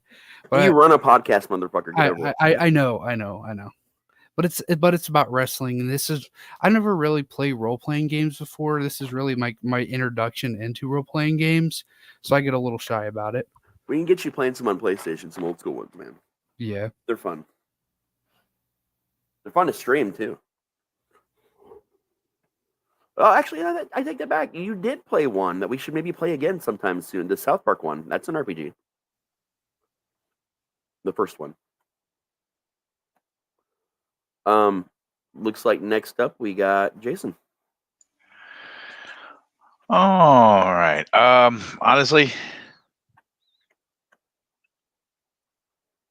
Matt, never, ever, ever try to negotiate again. Yeah, that's fair. Well, now you guys have lawyer in a can. Yeah, we got lawyer in a can. Let that do negotiations for us. Yeah, I shouldn't have tried to negotiate either. I have like a +2 in that. Oh man, it was fun today again. I'm glad to see I'm not the only one that did something sideways. You are learning. I am proud Padawans. And hey, I wasn't completely evil today, so. You actually righted a lot of your alignment issues today. Wait until next week. You're riding that line. Yeah, I gotta do the neutral thing, man. I gotta be all evil and then some good and then evil and then good. Yeah. So you never know what I'm gonna do. I'm as chaotic as a cat. Anyhow, but yeah, my counterpoint is, hey, we do try talking most of the time. How do you think we got everything we've got? Well, no, actually, they're right. You guys just kind of talked out of character to me to tell me what your characters were going to do. Like, in characters, you guys have not spent a lot of time, like, talking about your plans or really anything in character, technically. Yeah. And I think that's what they were referring to, is like the in-character conversations that they'd like to see more of. It's the role play, man. Other than that, yeah, it was good stuff. Yeah, Go ahead. I'm just used with all of my old games, and this is partially my bias for it.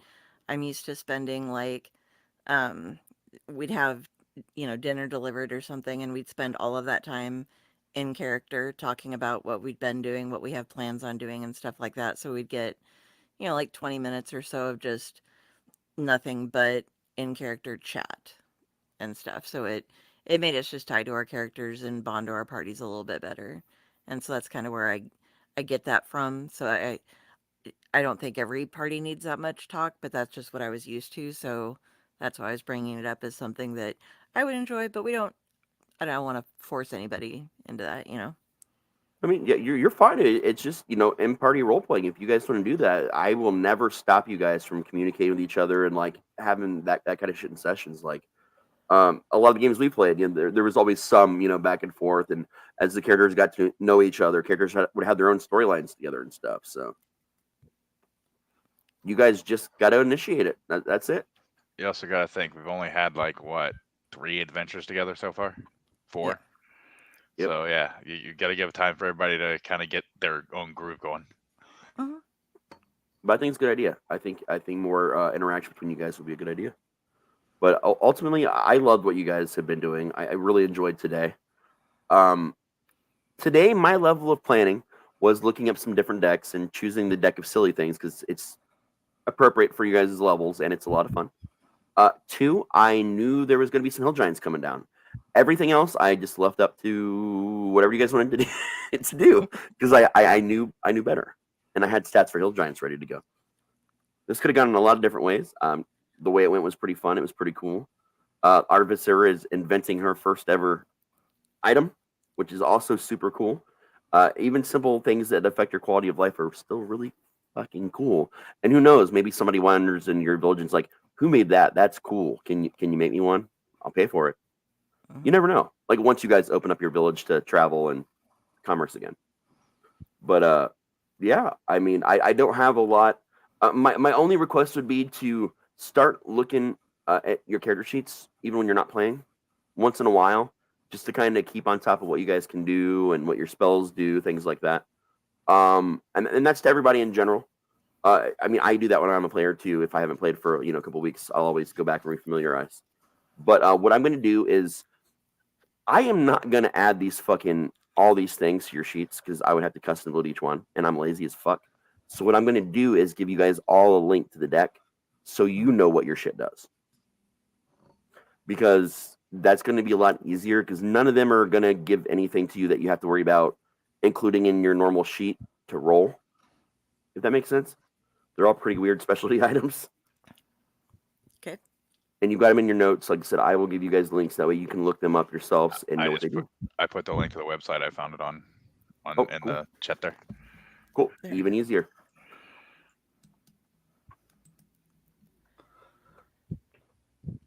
Oh, I did have a question for you. When we were fighting, was I getting the penalty to get the go for the called shots to the kneecaps? You were? Okay, cool. The thing is, a called shot at a kneecap of a giant, the negative's not that big. Yeah, no, I mean, well, no, the negative is not going to be a very big number to have something that's got a knee that's the size of you. You know what I'm saying? Mm-hmm. So there wasn't really, there was still a negative, there just wasn't much of one. Okay, I just wasn't sure because of the way my rolls were either really good or really bad, and I wasn't sure if called shot was still something you did in 5th Ed. It is. Yeah, it is still something you do in 5e for sure.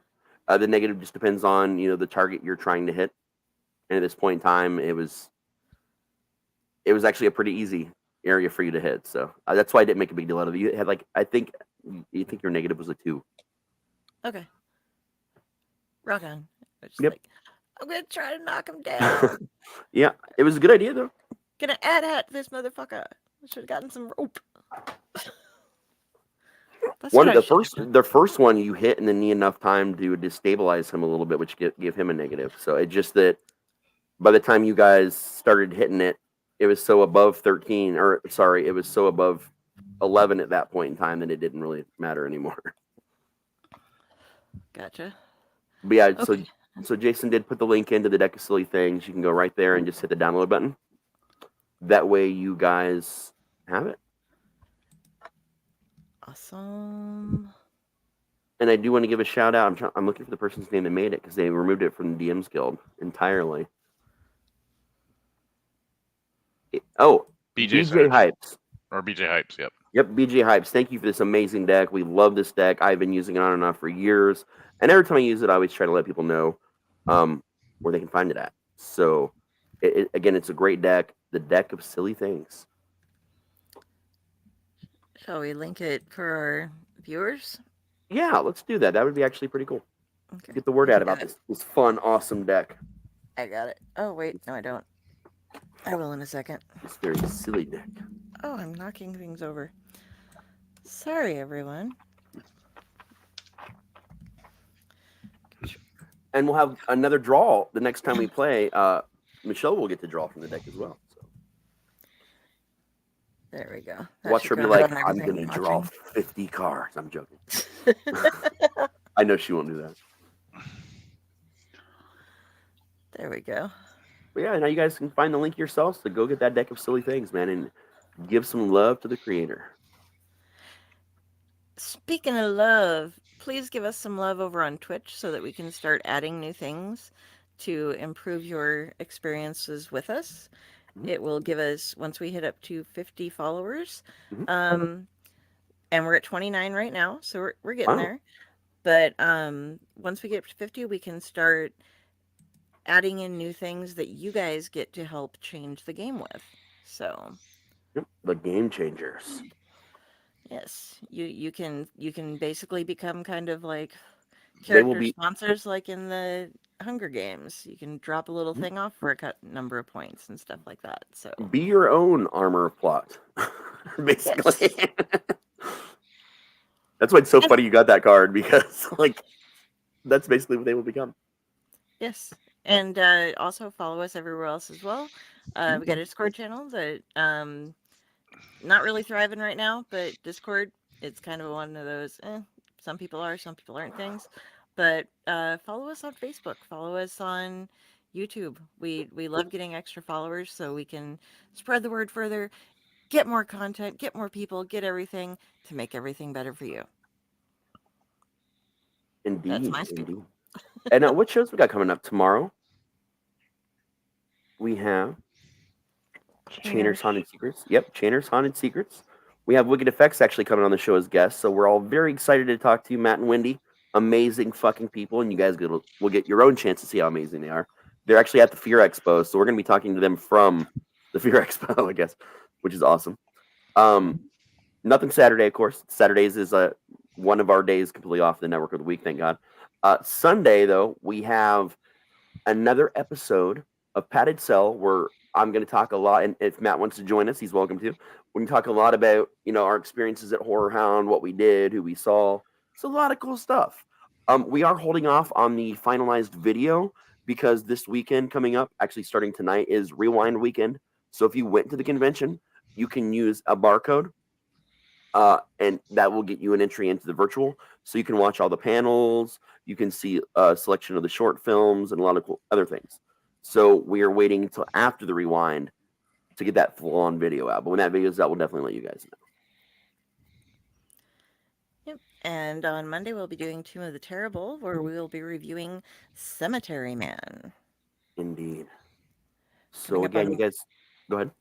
Oh, then you go ahead. Yeah. I was going to say, we have a lot of cool things coming up for you guys, for sure, as always. Yeah, another Mats and Monsters. And then next Thursday, there's the other version of Owl Light Adventures, where Jayson takes over and leads these guys through, because I need a day off in a week, because I also do Tuesdays on another show. So, but it's a more futuristic type of setting. It's modern. Yes. It's real world modern. Well, real world with SCPs. Modern. Yes. Hey, I live with the dresser people. They just somehow put a can of cat food in my dry kibble dispenser. I don't know how that happened. All right, Jayson, where can they find you when you're not with Outlet? Villain and Glasses on Steam. Oh, wait a minute, am I muted? Nope, I can hear you. Okay. Villain and Glasses on Steam and on Discord. And right now, that's it. I'm not really, I'm here on Thursdays and then in the Owl Light radio show. Yep, which we'll be getting back into the near future. I've been very busy. Also, he's got everyone here except for Matt has a story coming out in the near future as well with the Owl Light Menagerie. So that's our anthology book we're doing with a bunch of writers and guests of the show of the network, and it's going to be for charity, which we'll be talking a lot about what charity in the near future as well. Mm-hmm. Over to Matt. Where can we find you? Find me at Matt Propz on a lot of my socials. You can find me on Wednesdays with Mats and Monsters. You can find me a lot of great things on the Outlight Network. I just have a lot of fun with you guys, honestly. That's about it. Awesome. All right. Where can we find you, Del? You can find me here on about half of the shows that the Owl Light Network does. You can find me on my author page over on Amazon. To get to all of my links, basically go to Facebook, look up Carrie, Kari Sanders, and if you see this crow, that is me. All of my socials are linked there, and I do next to nothing on them because our lovely gal Friday handles most of that for us and lets us know what's going on. So send it over to her. Yep. And the same goes for me. You can find me at raztslasher.com, or you will find Jenny pretending to be me just about everywhere. Unless you're on Reddit, and you can find me under It Sees You, and that's definitely me. Over to you, Jenny. Hi. I definitely want to tell everybody about Fae Propaganda. It's coming out soon. Raz and I both have a story in that. And you can find me here on Fae Propaganda is an anthology about Fae. Just so you know, From all of Fae us have, on Fae. Is And that Fae on Fae action? yes, Okay. so many Fae stories. Yes, I know I'm being judged. It was worth it. But either way, you can find me here on Owlite because we have been lucky enough to be adopted by the Adorkning. You can find me on Faecore because I am a green fairy and I don't care what anybody else says. And you can find me on Friday with the Library in the Blue Box, and my author page is Jennifer Elliott. And I will pretend to be all the people and the publishing company sometimes in many different places. So please come say hi. Yay. Fantastic. And guys, there's a lot for this game to look forward to. They got some mines to discover, Hill Giant Wrestling Federation that we're going to have to bring into play at some point in time. You never know what these guys are going to get into, and it's a lot of fun. But I will tell you, Matt, that start thinking about a wrestling name for your character. You can use Giant Slayer if you want to, and also I'm gonna make you come up with a theme song. Now we can only if it's an actual real song, we can only like tell people what it is and like play a small clip of it. It'll be original. Okay, cool. Okay, awesome. An original song. That's fantastic. Maybe pay a bard to come sing it for you. But all right, guys. As usual, thanks for hanging out and joining us on our little adventure, and we'll catch you next time.